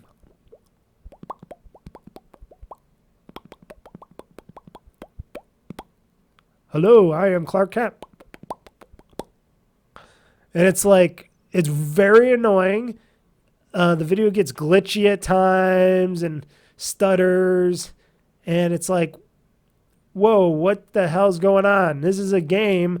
You would think the video portion of the game would be the perfect part of the game because it's just the videos. I'm sure they're using the in-game, whatchamacallit, in-game environments and characters to do these storylines, but to do it like a game story, but maybe it should be just the video portion of the game and then it goes to actual gameplay. I don't know. It seems like it has some issues with it. And I'm playing on the Rogue Ally, but it doesn't matter if I play in high or low mode. And it, like I said, playing the fighting of the Injustice 2 plays just fine. You know, everything looks great. Everything plays just fine. It's just the video that is lagging and scraping and this and that. And, of course, the lip syncing issues it drives me crazy with. I don't know. I could not tell you why that happens. And like I said, I could look up and see if this is like a thing that's been happening throughout the game. I don't know. I don't remember that. Maybe I'm wrong on my remembrance, but I didn't remember Injustice 2 when I played it the first time, like on the Xbox or something like that. I don't remember it stuttering or anything like that, but for the video, but I could be wrong on that. You know, it's not like Warner Brothers over at Warner Brothers, they get games out that play well on PCs that much anyways, but yeah. And like I said, I've been playing on the Rogue Ally. Like I said, it plays great with the fighting styles and all that, but plays very wrong and bad on yeah. Enough about that. I kind of lost my train of thought there. Another game, which I played. These are one of those games that I played during my live streaming. I should have I forgot to add the Mario Party and everything else. Why didn't I add Mario Party 7 and that and Fortune Street? Mario Party 7. What should I put? MU for emulation? MU? Yeah, why not? MU and Fortune Street. MU. Even though I own it, I do own these games, Nintendo, so do not harsh on me for putting these games, saying that I was playing them on emulation, because I do own them outright. I just don't want to hook in my Wii to play these games. You know what I mean? Yeah, but more games I played, and this was during my 1-year anniversary birthday stream as well. Arcade Paradise. It's an older title that came out on the Series X and stuff like that and everywhere, where you're basically, your father wants you to run this laundromat, and then you have this back room where it had some space in, you cleaned it up, and you wanted to turn it into an arcade, and then eventually you bought more arcade stuff, and you're not really into the whole idea of running the Wash King, that's what the laundromat is called. You really want to turn it into an arcade itself, and your dad doesn't respect you on that. The only problem I have with arcade, or two problems. Got two problems. Arcade Paradise. Two problems I have with it. One, the games aren't always the best, or I'm not really good at playing most of the games, so I suck at playing a lot of the games in Arcade Paradise, because when you get the arcades, buy the arcades, you could play those games. They could just be me being bad at playing those games in Arcade Paradise. And two, I can never figure out how to... I can make money, but I only make money for the company or for my dad or whatever for the company, but I can't make money for myself, which you got to make money for also for yourself to be able to purchase more arcade machines and whatnot. And I've been having the hardest time to figure out how to do that. I have to look that up on what I'm doing wrong or whatnot. I know I earn a few dollars for doing some weird side tasks and stuff like that, but you would think every time you put money in the safe, like you take out money out of like the machines and stuff and whatnot, or you get money for doing like cleanup and folding and putting washing and putting away laundry and stuff like that, you get like $30.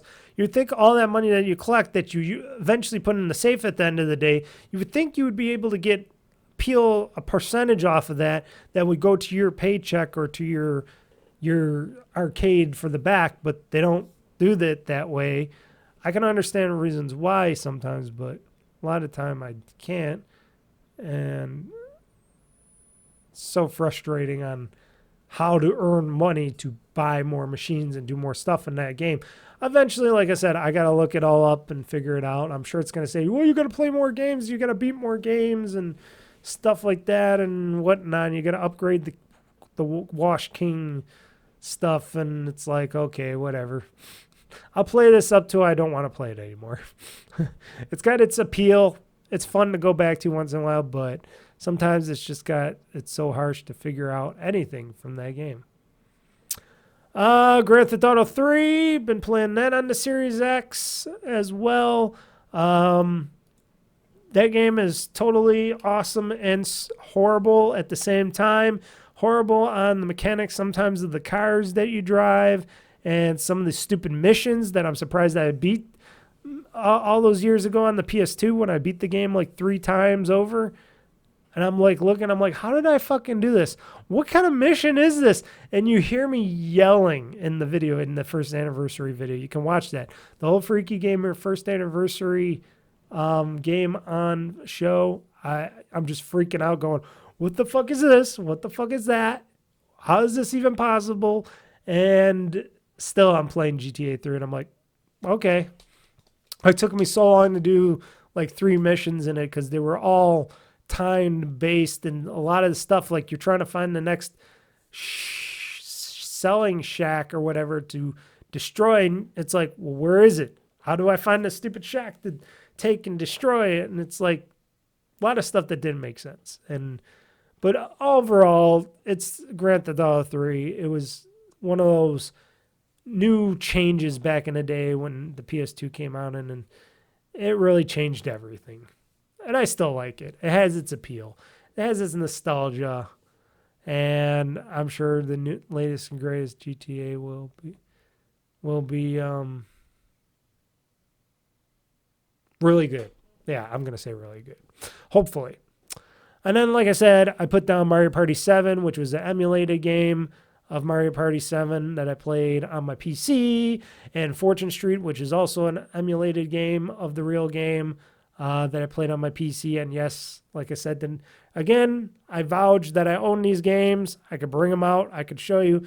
I own the copies of these games. I just didn't want to bring out my Nintendo Wii to plug that in, get it all set up properly just to capture the gameplay. It's great that I can use emulation software to play these games off my PC. Makes it a lot easier for me to capture them and show them off to you guys. And I think they look pretty and sound pretty good. And playing a game Mario Party 7 and losing, it was the best fun Mario Party I ever had. I know the computer was cheating like a dog, but I'll get back into that Mario Party and I'll beat that SOBs. But Fortune Street, of course I wanted Fortune Street. Why not?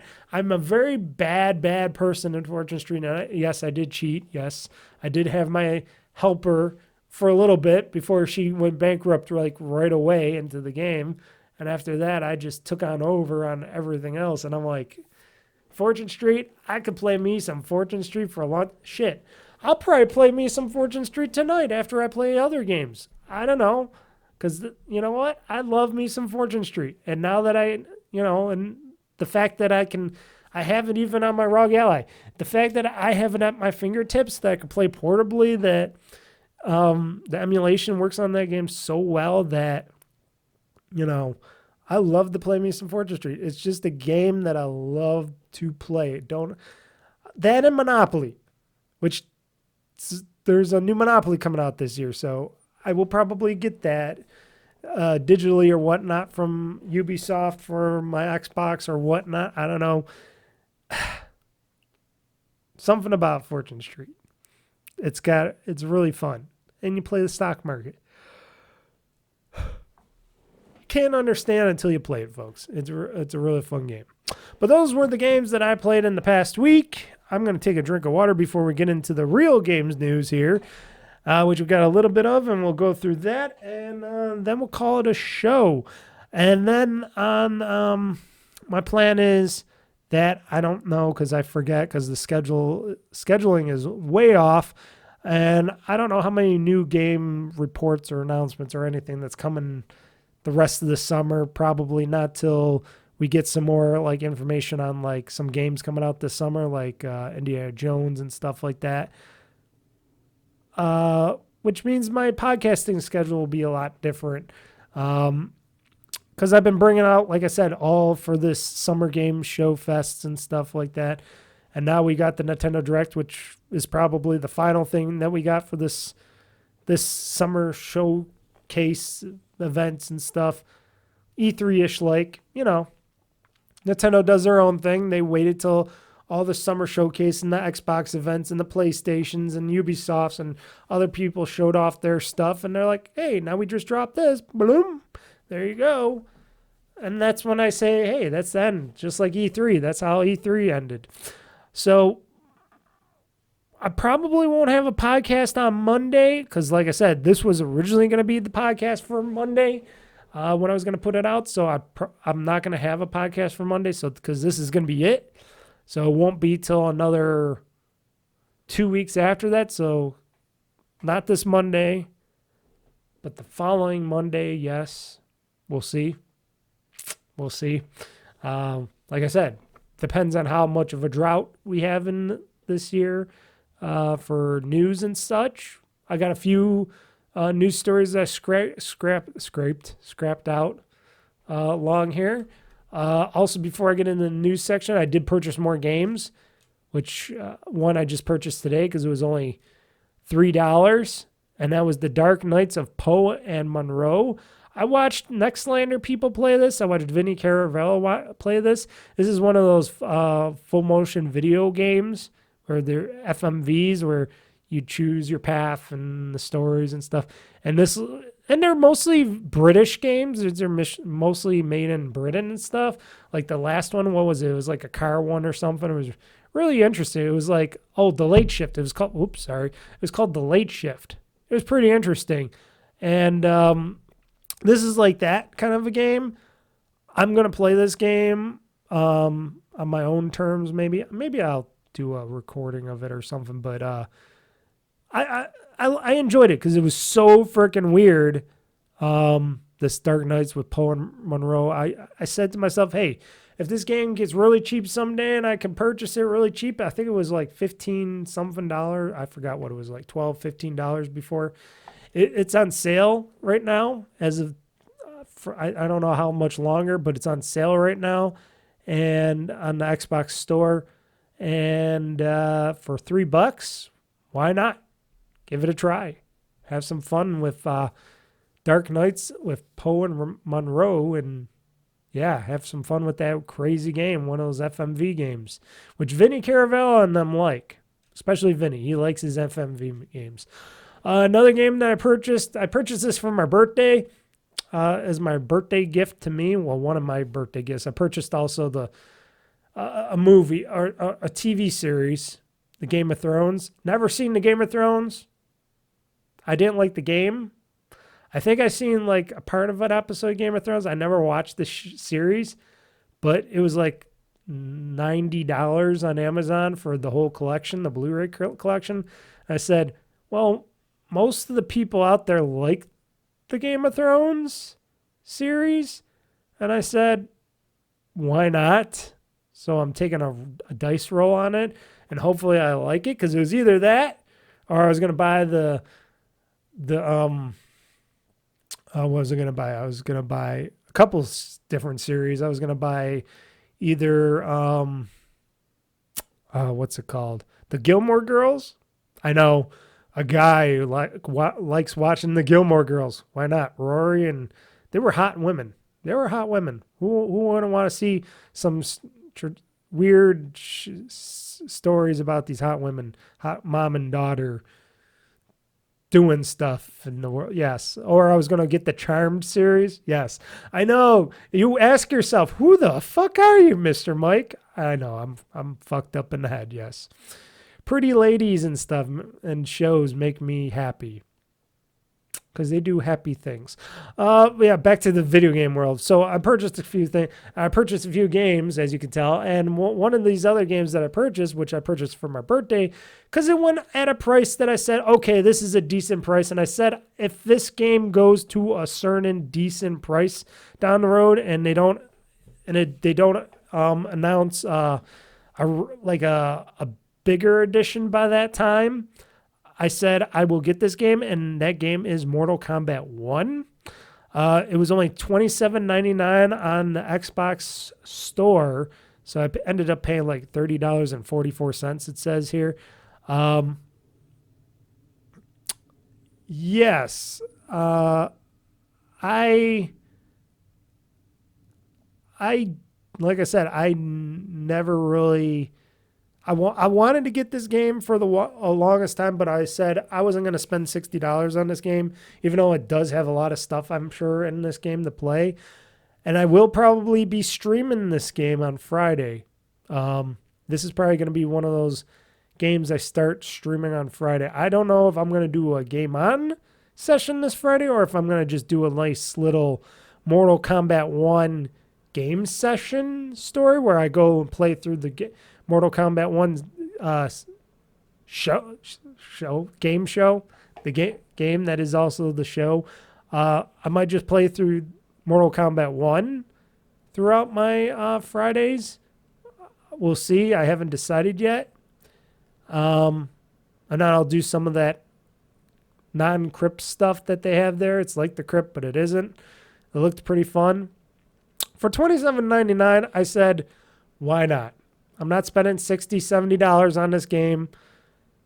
It's $27.99.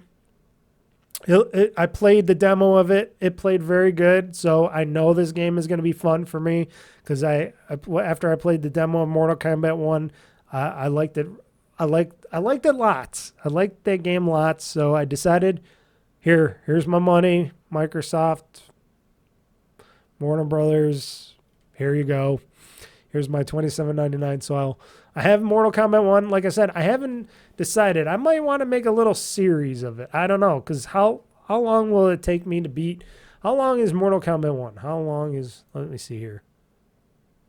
How long is Mortal Kombat 1?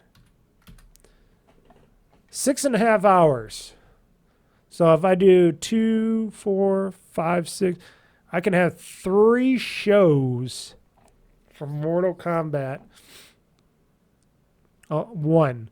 That's if I do 2-hour sessions. And it takes 44 hours to obtain 100% completion if you do all the other stuff with it. But the story, 6.5 hours. Maybe I'll just do, for the next couple of streams, maybe I'll do a Mortal Kombat show for the next 3 streams. I'll just do Mortal Kombat 1 playthrough or whatever. I know it's been out for a while, but maybe. Thinking about it. I don't know. I haven't decided yet. I will decide later today on that. But I purchased that for myself. I also purchased for $3.25 off of Steam Worms Armageddon, because I don't know what happened to my copy of Worms Armageddon. I know I had a copy of Worms Armageddon somewhere. I just don't know where it would have been, where it happened to be, or where it went to. So I purchased it. I tried playing it. Boy, that game, the main menu of the game, I'm not talking about the game itself, but the main menu of the game really fucks up your monitors. So if you have big, ultra-wide, like 30 thing monitors like myself, and they're all at 2,000 by 2,000 something by 1,000 something, or 1080p something, like 2,000 something by 1080p, that really fucks up your monitors. If I have something like my OBS studio or something on the side here, and I start up a game of Worms Armageddon, it just pushes everything off the thing. It doesn't even keep anything in the window. It just pushes everything. Everything else just goes far, far away. It goes, bye-bye, bye, see ya, you're gone, off the monitors. I don't know why that is, but yet when you get into the game, the game itself can handle 2,000 something by, I think it's 2,120 or something. Don't quote me on that, folks. I don't know the exact resolution, but it does the resolution perfectly for my monitors. So why is the main menu not do that? I don't know. It's kind of frustrating for me, but I turned it on. I went into it.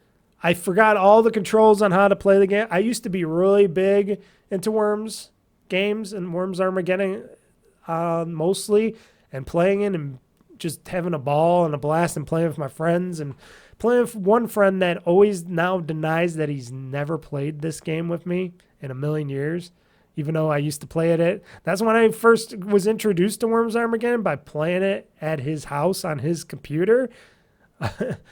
But apparently my one friend denies everything about playing Worms Armageddon with me or showing me Worms Armageddon. But hey, what do I know? My brain don't work at all either, but I know I fell in love with Worms Armageddon, and I wanted it again, and because I can't find my other copy of it anywhere, hey, I got a Steam copy, so it's good. We're all good. We're all good in the digital gaming hood, and Steam, you got more of my money. So,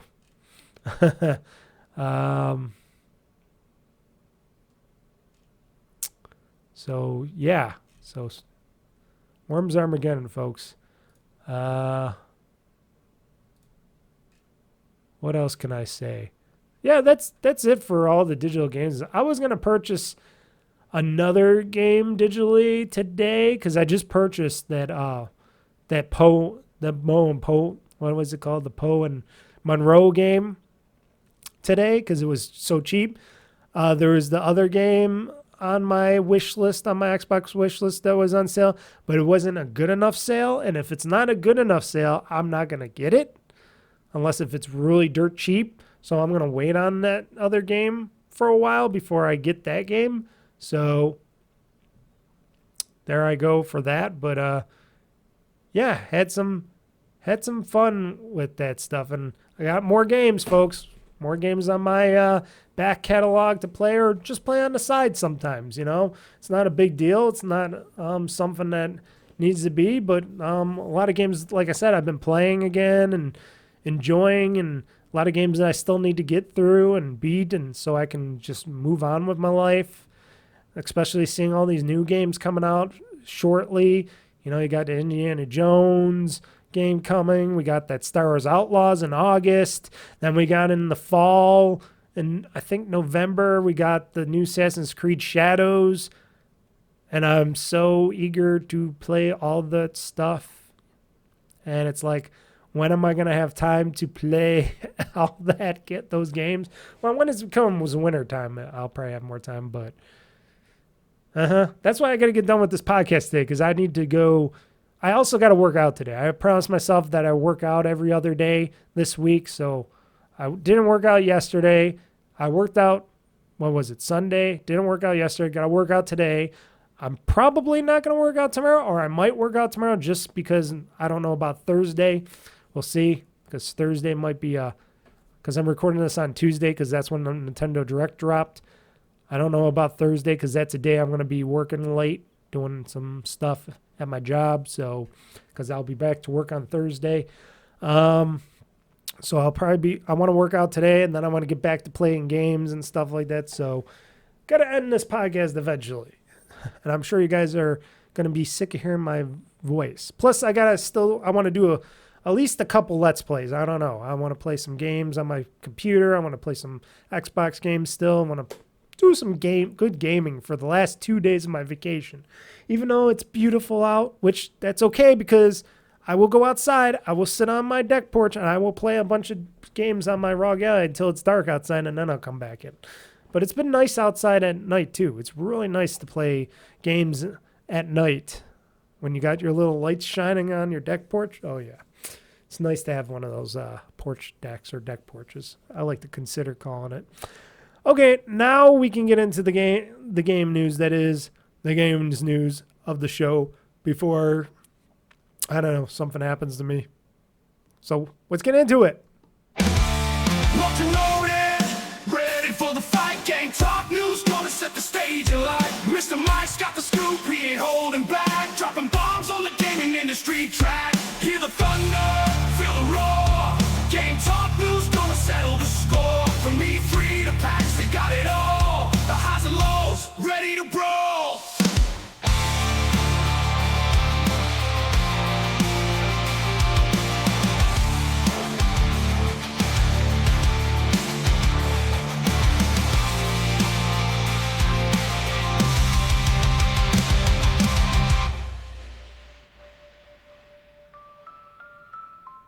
Alrighty, I was going to talk about some other stuff, but like I said, a lot of stuff that I was going to talk about that I have on my phone here that I was going to talk about. I'm going to wait till I do another podcast in the future after 2 weeks from now, or from next Monday, 2 weeks from Monday, because maybe I might need it as filler stuff to talk about, and there's some questions that I got off the internet of people asking me some stuff, and I also have my own questions as well that I'll try to talk and answer myself and to all you. But I want to leave those for another time because the stuff that I was going to talk about and the questions and all that stuff about the video game industry, I just didn't think I was going to be doing this podcast today. So I thought I was going to be doing the future Monday podcast, but because I'm doing this early, I don't want to just do another podcast on Monday. So here we go with the games news, folks. That was supposed to be for the Monday, but we're going to do it earlier in the day. So still fresh, super hot off the heels of the TV show's super success that people keep saying is a super successful TV show, the Fallout show on Amazon Prime, which it is. It's a very fun show, and they are hard at work, very hard at work on season 2 of the Fallout show. And they say they're making extremely good progress because they want to get that next season out sooner than later, I guess. So they don't rush too quickly, but go faster than what they do with The Boys and all that. Because The Boys, it takes a long time to make those shows, but with the Fallout show, season 2, hopefully they get it done a little faster. I don't know. I remember when seasons used to be like 18 episodes, 12 episodes, 18 episodes and stuff a season. Now there are like 8 episodes a season, 9 maybe if you're lucky.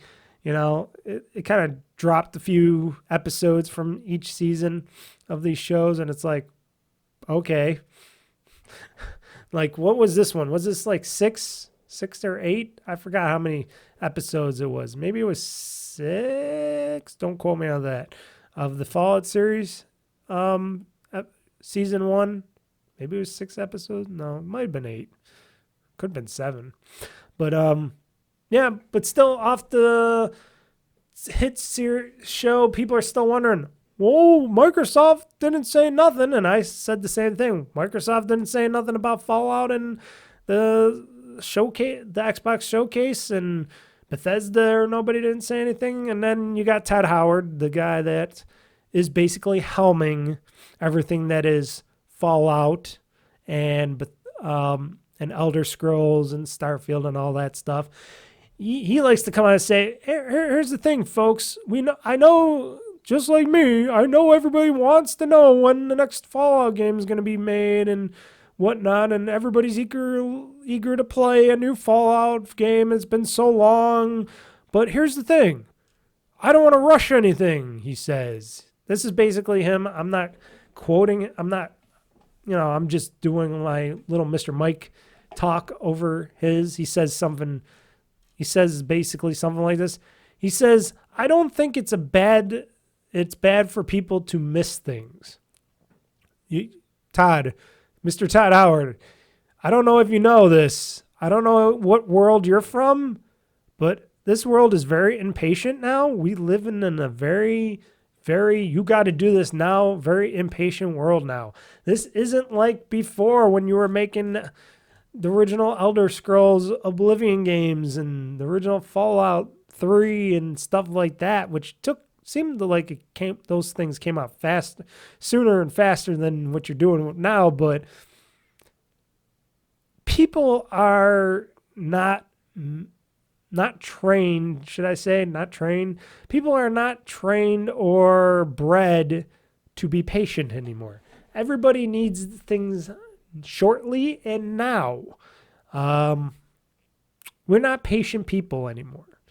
The world isn't patient anymore. It's very impatient, and everything wants to be done now and this and that. And everybody knows he is working on the next Elder Scrolls series games, which he chose to do first before he does a new Fallout. But also, it seems like Bethesda, him, I don't know if it's him particularly, or if it's Bethesda, or if it's both. It seems like they don't want to give up the reins to the Fallout franchise to anybody else in the Microsoft Studios caveat of game studios, even though Microsoft owns them now and all of their franchises and stuff, and Microsoft could just say, hey, Bethesda, Todd, we're going to have this company do a new Fallout game. We're going to give them a try. It seems like even though they haven't been on the best track record over at Bethesda lately, especially still having to close a couple studios and stuff. I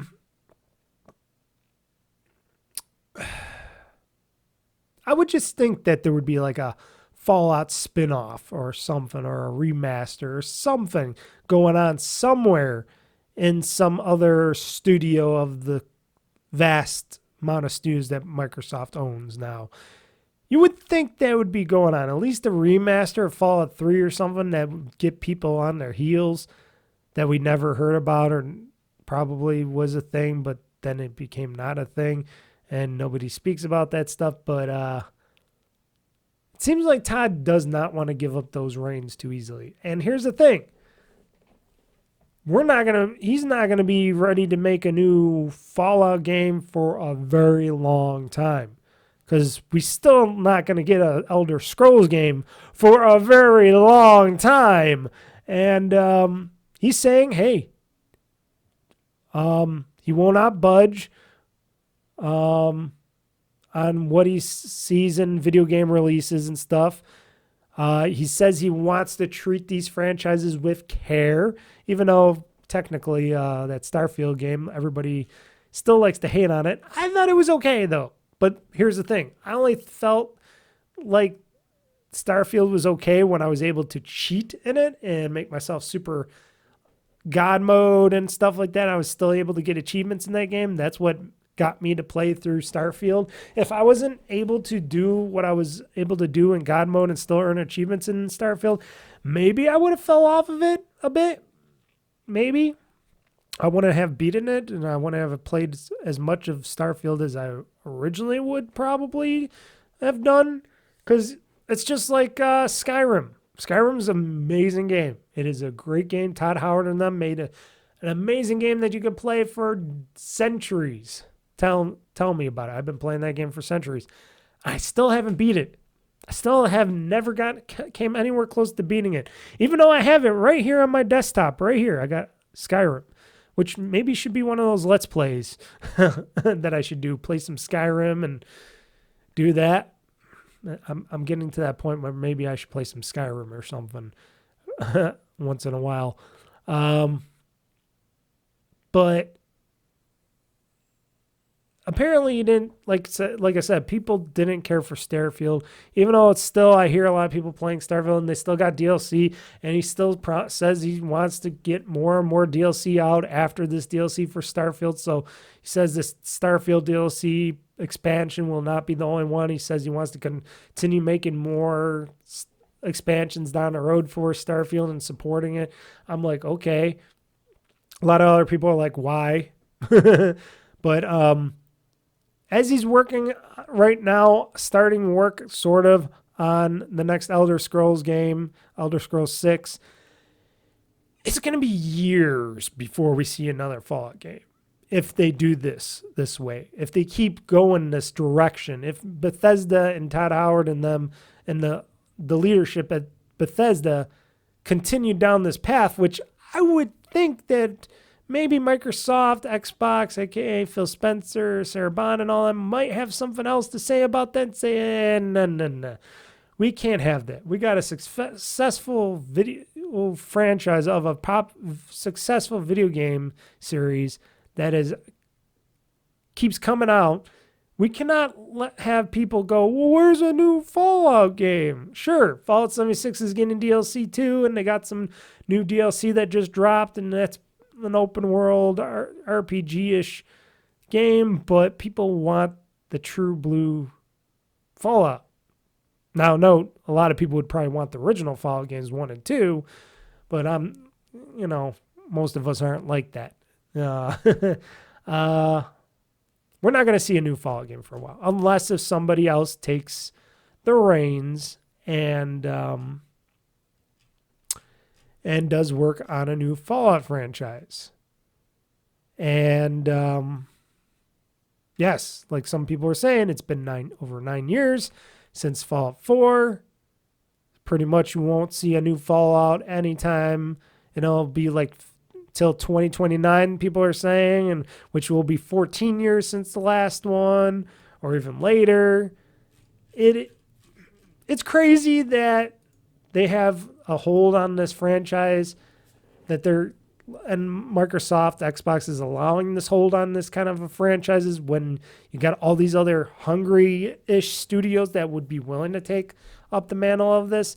I'm still wondering if the people that do the Outer Worlds, Obsidian, might want to take the reins one more time and make a new Fallout game or side Fallout game, maybe a Fallout, I don't know, they did Fallout New Vegas, maybe a Fallout, I don't know, whatever they would call it, Discovery, Fallout Future, something, maybe a new Fallout game, I don't know.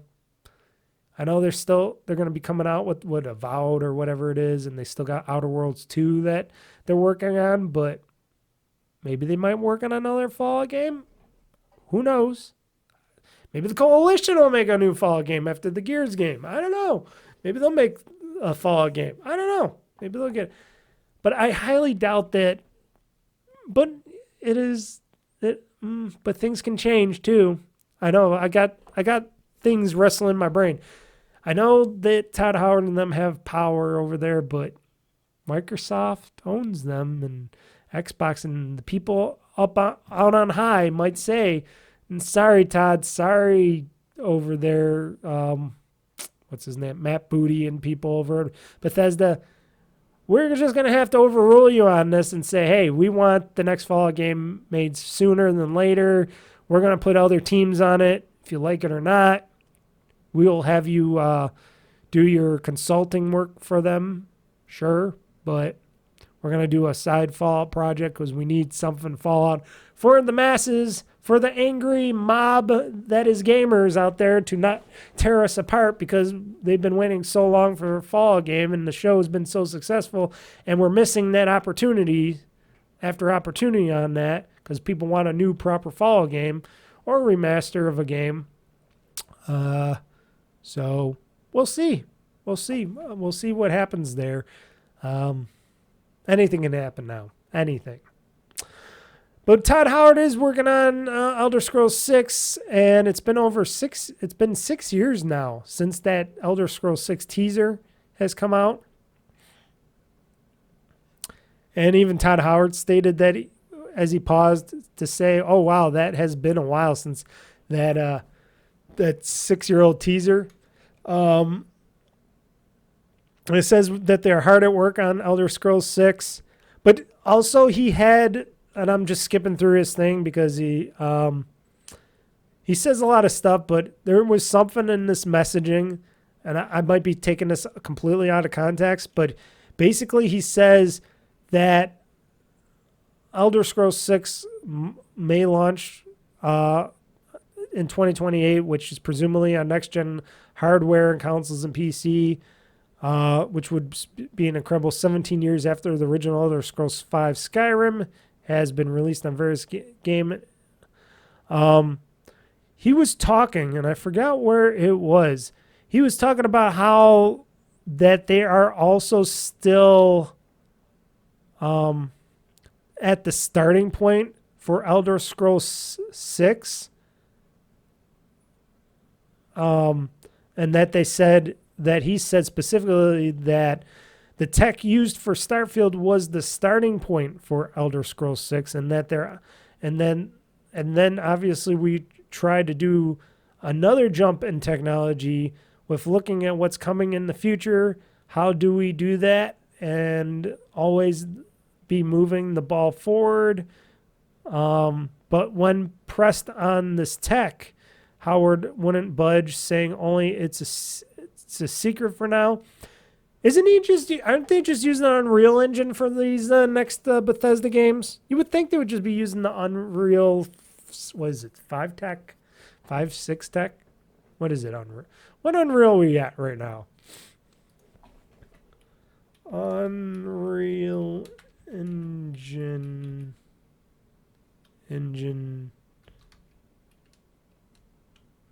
What? They're saying 5 here, right? Unreal Engine. Oh, it's 5.4. So, not 6, but Unreal Engine. Okay, Unreal Engine 5. Okay. We're on Unreal Engine 5 now. I keep forgetting what Unreal Engine we're at. Or 5.4 if you want to really go technical on there at Epic's Unreal. You would think everybody would be using the Unreal technology over at Microsoft. I know a lot of people probably still won't, but because some people got their own engines, and I know,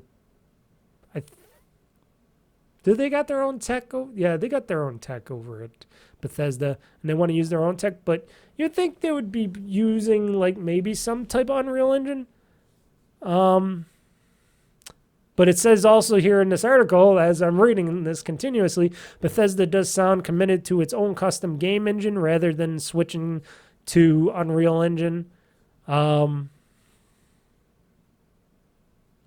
And even though people think that they should, like me, should go to Unreal Engine, Todd Howard stated that it's absolutely the best way to go because of the type of games Bethesda typically makes and its support of the modding community, that their own custom game engines are better at that. But they're also better at breaking things too. So using the Unreal tech, I don't know. Maybe that would help things a lot. What do I know?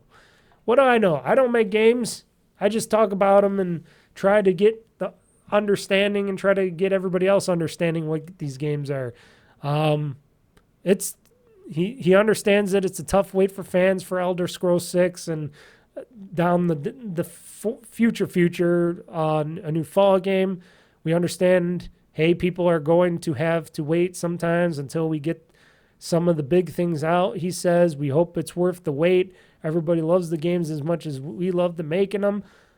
In March, Bethesda celebrated the 30th birthday of Elder Scrolls series by providing a brief update to Elder Scrolls 6. Yes, they did. I don't play that because I can't make my own name in Elder Scrolls 6 or Elder Scrolls Online. I'm hoping this next Elder Scrolls game is really good, just like Skyrim, because I don't know. We're going to have something from, like I said, from can't even think it from what's their name? We're gonna have something from the Outer Worlds people.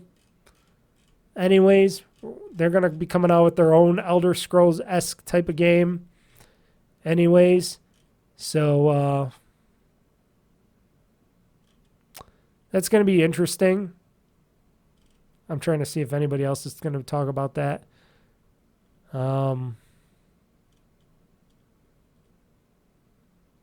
No, I don't see nobody's talking about the other games. Talking about Starfield and stuff, but we do have other companies in the Microsoft community that are making their own Elder Scrolls game, and from like I said, the people that brought you the Outer Worlds and stuff, Obsidian. Yes, I keep forgetting their name. Obsidian. Trying not to screw that up. They got their own Elder Scrolls-esque type of game coming. So, and they usually do a good job at that stuff. Like the Outer Worlds was good. I just fell off of it because I got like confused on how to play it going forward at a certain point, and it was just on me for not understanding. With Bethesda games, it seems like you just know where you're going and what you're doing just automatically. It doesn't matter what franchise it is. Either it be an Elder Scrolls or a Fallout game. I just knew where I was going in those games because they got that unique playthrough style and stuff. But, Obsidian is making their own Elder Scrolls-esque type of game, and I'm interested in what that's going to be. So, that kind of helps on waiting a little bit longer for this Elder Scrolls 6 to come out down the road. But it's just weird because it's like, oh, we're still working on the technology more. We want to push technology. I'm like, how much do you have to push technology? This is the problem, or this is the thing that I think is a big problem in the games industry. And I keep saying it. I think game developers focus too much on still trying to push technology forward too much and not focusing on trying to make the game they want to make and make it the best they want to make it, but they still like, oh, but we could push this technology even farther and go farther with this technology and go somewhere else. And it's like, okay, I understand, but I thought you wanted to make this game, but yet you're trying to also focus on trying to make the technology better. And it's like, okay, you can make the technology as best as you can, but you got to focus on making that good game first, right? Then you can push the technology. Or if you got some extra time, then push technology. You know what I mean? Or on the side or something. Don't just keep saying, oh, well, we're going to make this technology alongside the game we're making, and then we're going to dump it, or we got to improve it more and make better technology that makes it even more graphically. It just that's where time gets lost. And that's why games take so long to be made, because people aren't focusing on the fact that they make a game. Use the technology you got, make the game.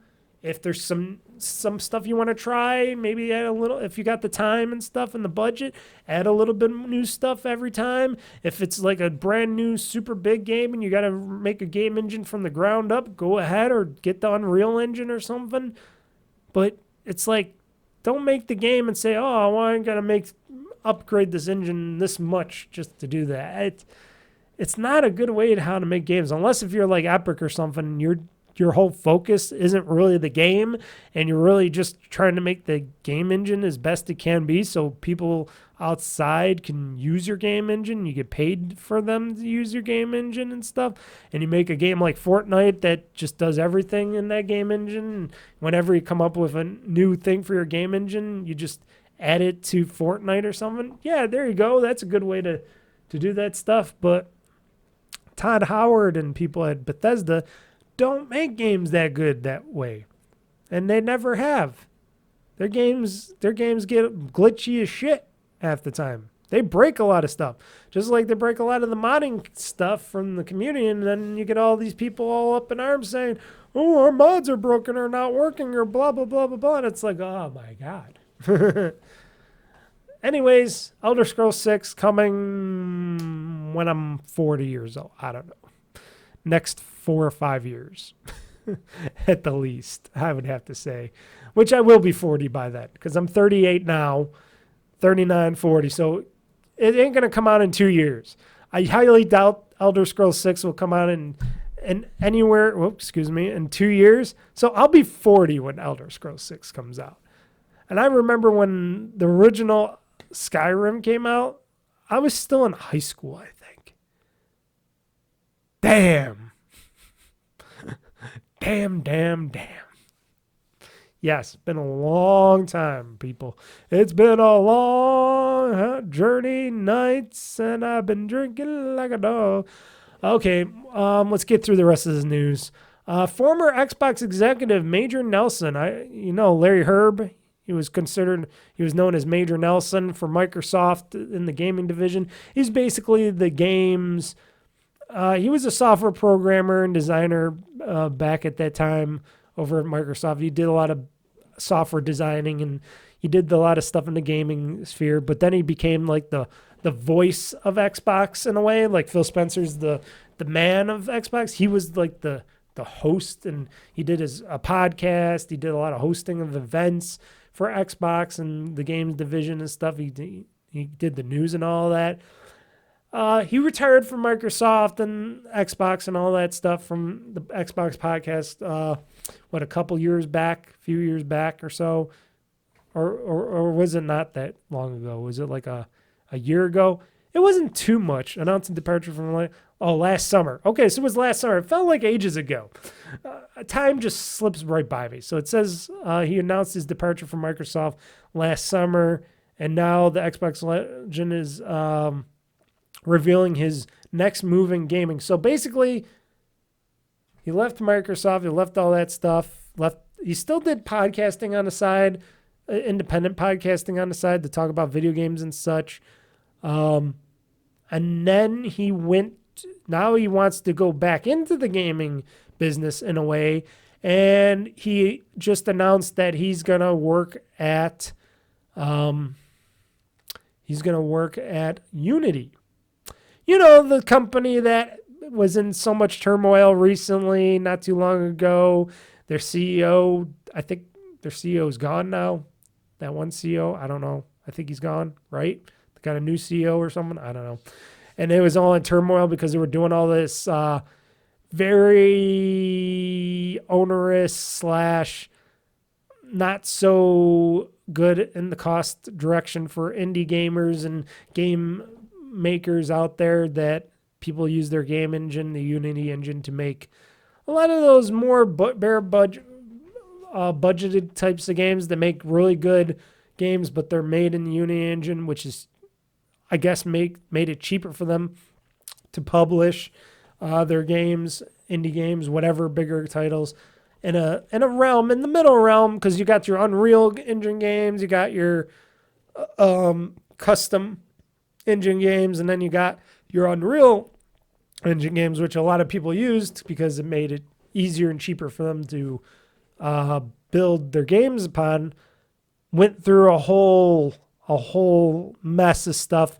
They were trying to charge extra money per download, per people's games. They're trying to charge an upfront cost. They were trying to make it more where you had to be more hooked into Unity than ever for games and stuff. They made a lot of egregious stuff, like protocols and stuff going forward, where they wanted, because they weren't, I guess, making enough money for their division, and they had to sell off a bunch of stuff, and they spent too much money in areas that were not gaming related or engine related, and the whole company was a mess.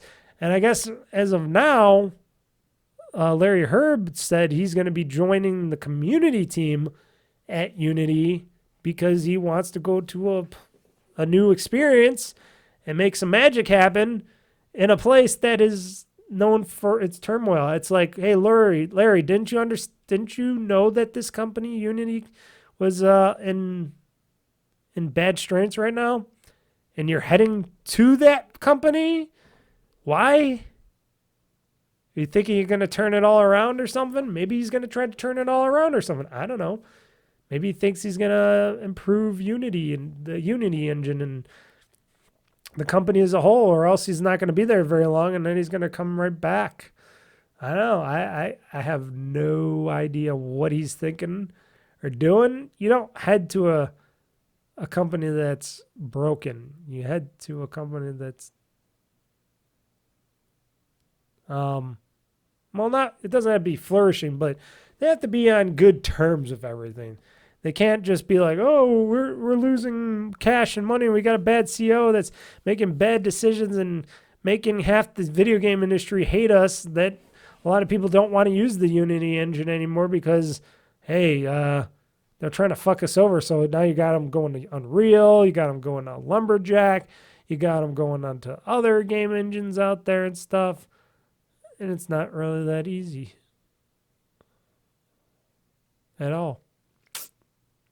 So, well, good luck to you, Mr. Major Nelson, a.k.a. Larry Herb. Hopefully you have a good time over at Unity, and hopefully that place gets better.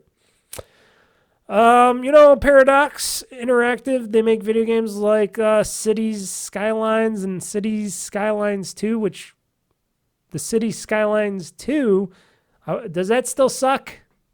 I hear it's still broken as shit. I don't know. Is that true or not true? People let me know. I haven't tried it out yet.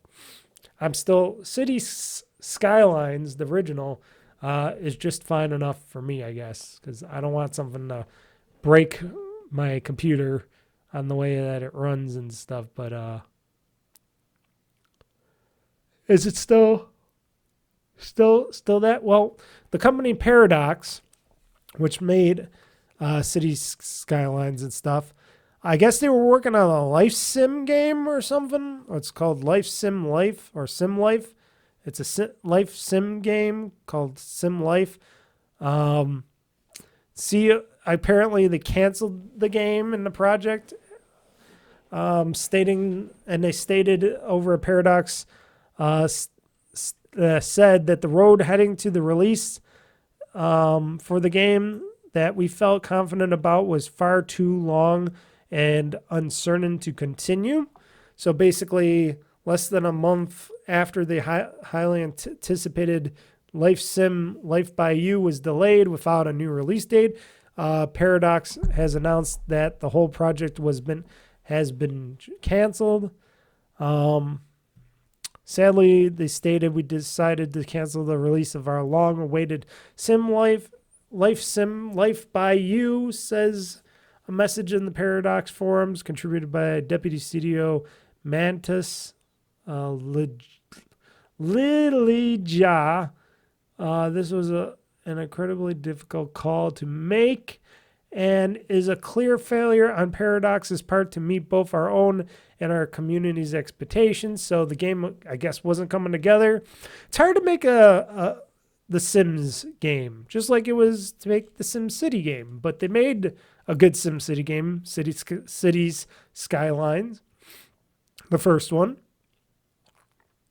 The second one, I hear it just went because they were trying to push it out the door too quickly and stuff, and they wanted easy cash, so they fucked up the second one, technically. So I hope that gets better down the road, because I would like to see what Cities Skylines 2 would be like and see what quality improvements would be for that game. But they got to fix it first. They got to make it run nicely on our PCs and stuff like that, and not kill my graphics card when I'm trying to capture it.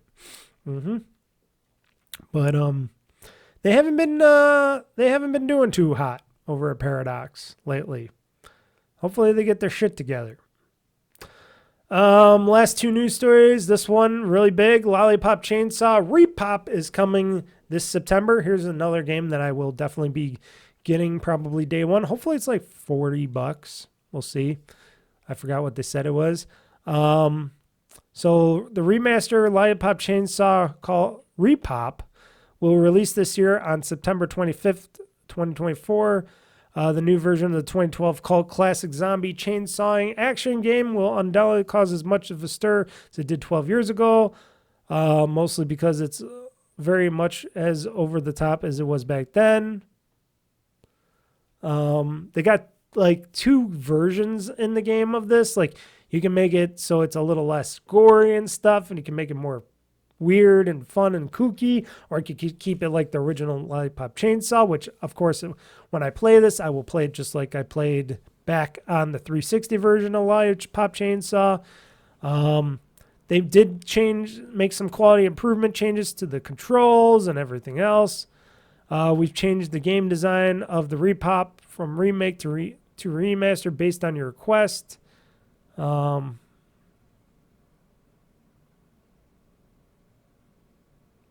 Let's see here. Just re-looking at this. Anyway, get ready to butcher giant zombie Elvis all over again. It's basically a cheerleader where she's in a world where she's cheerleading and they got like hell opens up or something and zombies come out or people turn into stuff like that. Zombies come out. Her boyfriend gets bit, something like that, and he's dying, so she chops off his head. Somehow his head survives. Magic. And she uses him as a giant keychain where he's hooked onto her belt and he keeps bopping his face against her sexy ass, which, shit. If I was the boyfriend of what's her name again? I forgot her name. Juliet. Yeah, Juliet and her crazy family.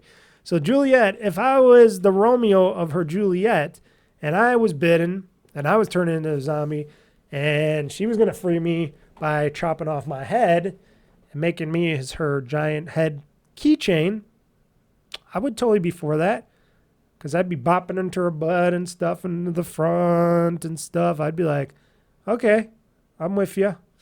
Couldn't do any of the other fun stuff, but at least I get to bop around. She'll take my head once in a while and rub it against her and sexy. You know what I'm thinking. Anyways, it was a fun game. The controls were a little, and I had some trouble with certain controls, but they said they were working on them, made it better, and I can't wait to play this game again. Like I said, I don't know how much it's going to be. I can look it up. I don't know if they announced any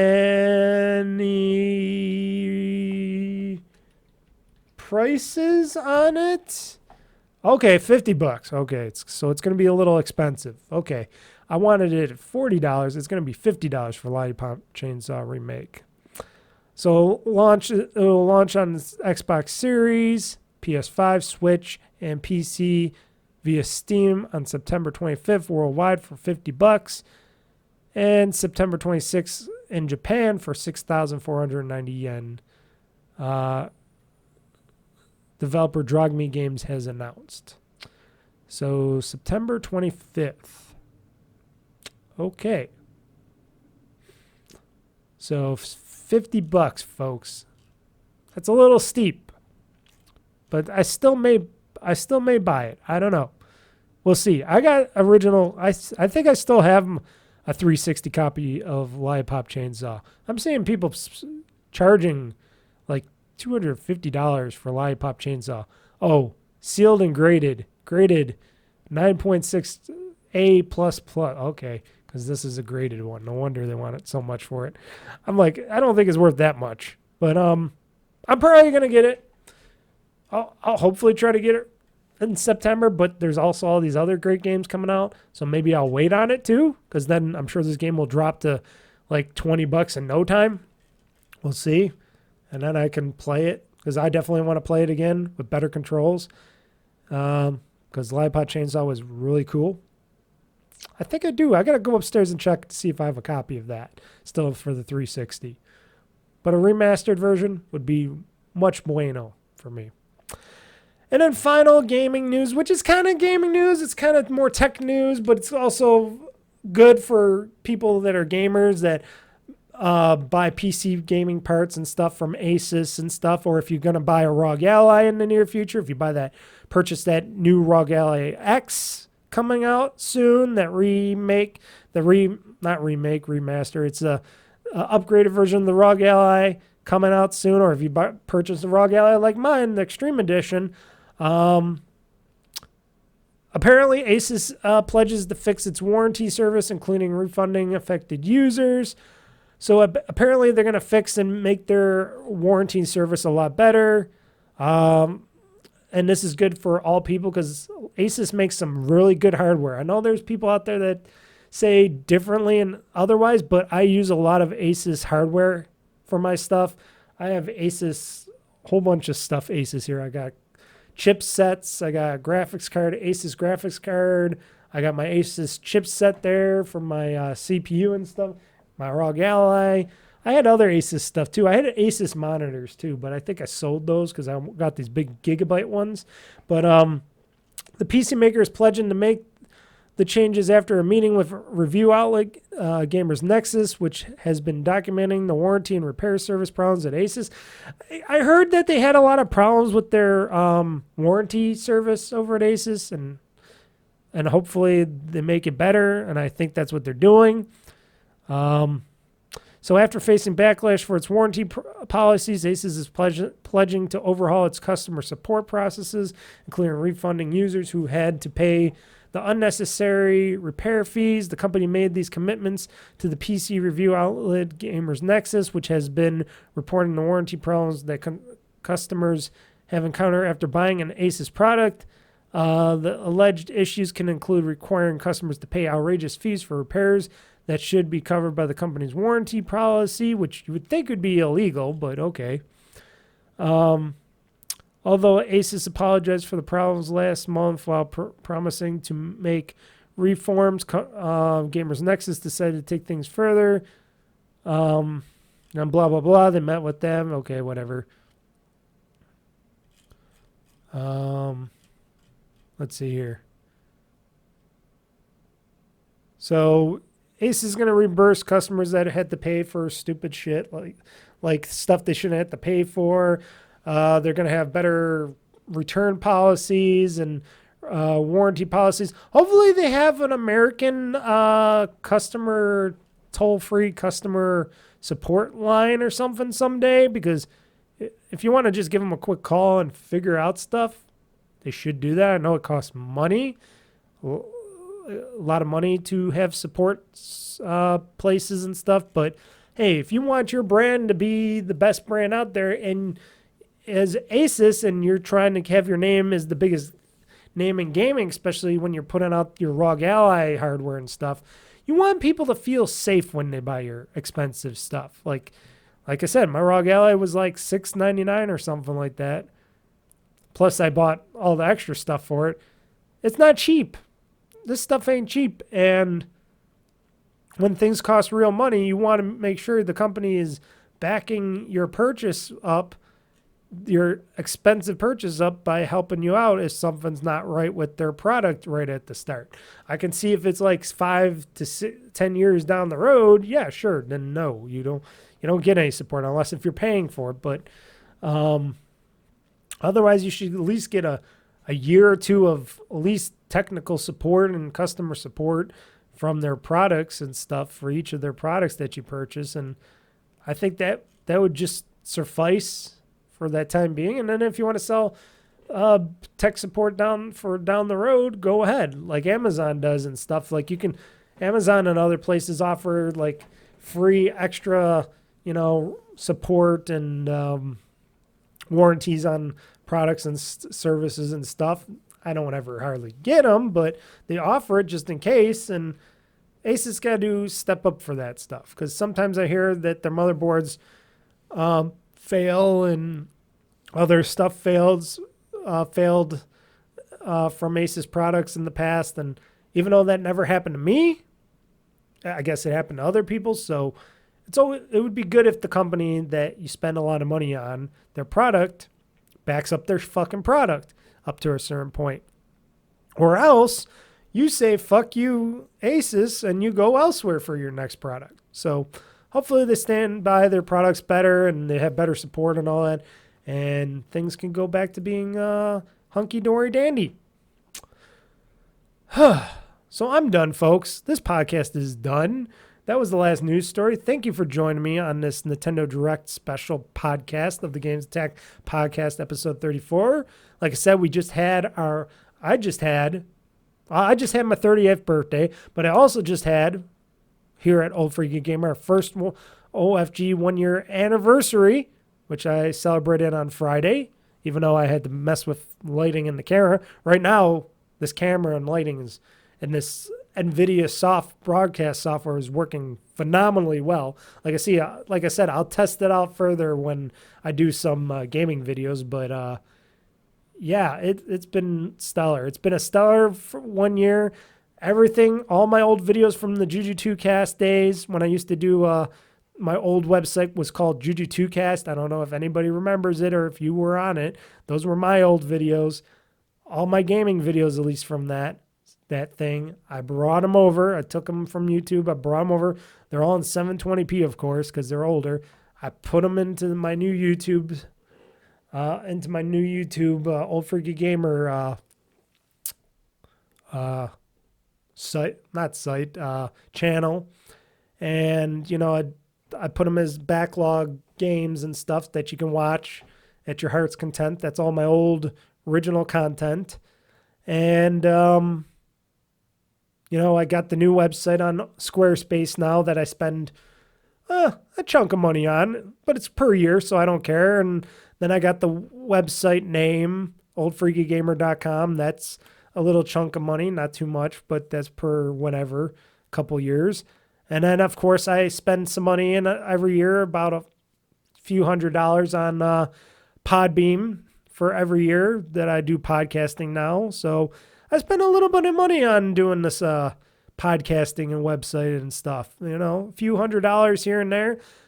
I don't make a cent off on anything. I just do it for fun, like I say. It's my hobby. It's going to hopefully be my lifelong hobby, depending on how long YouTube stays around and podcasting and everything else. As long as all that still stands, I'll still keep doing videos and podcasts and stuff as much as I can do, you know, because I love doing that stuff. But hey, 1 year, it's been great.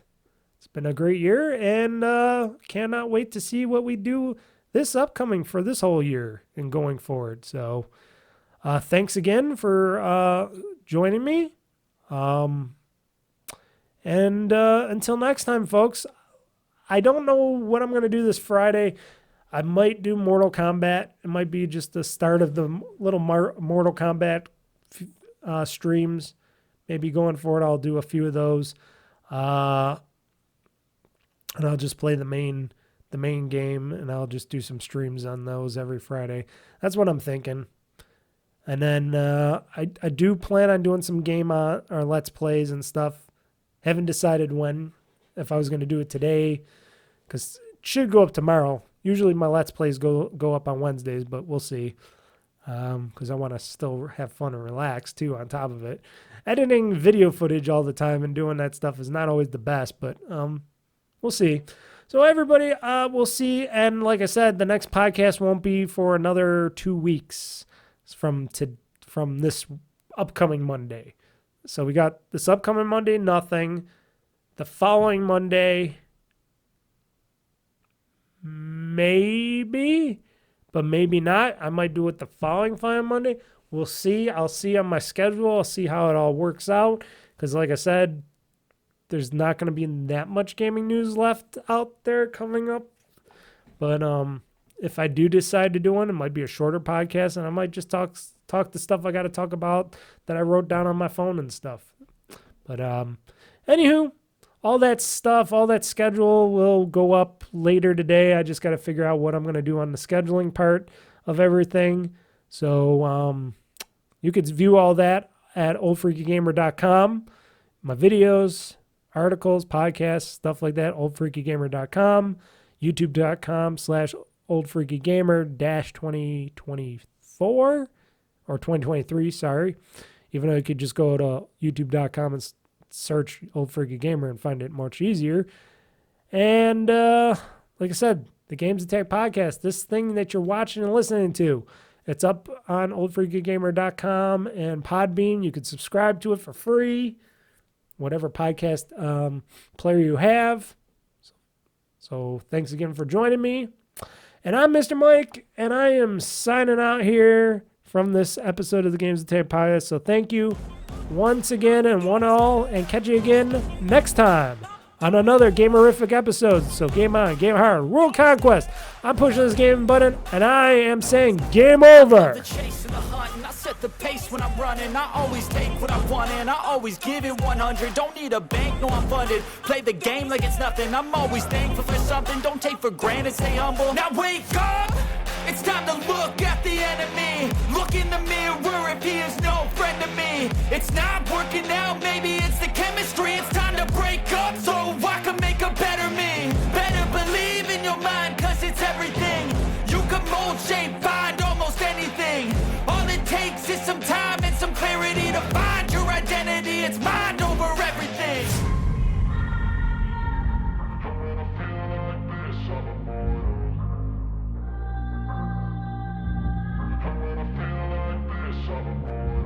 And when I feel like this, I'm immortal.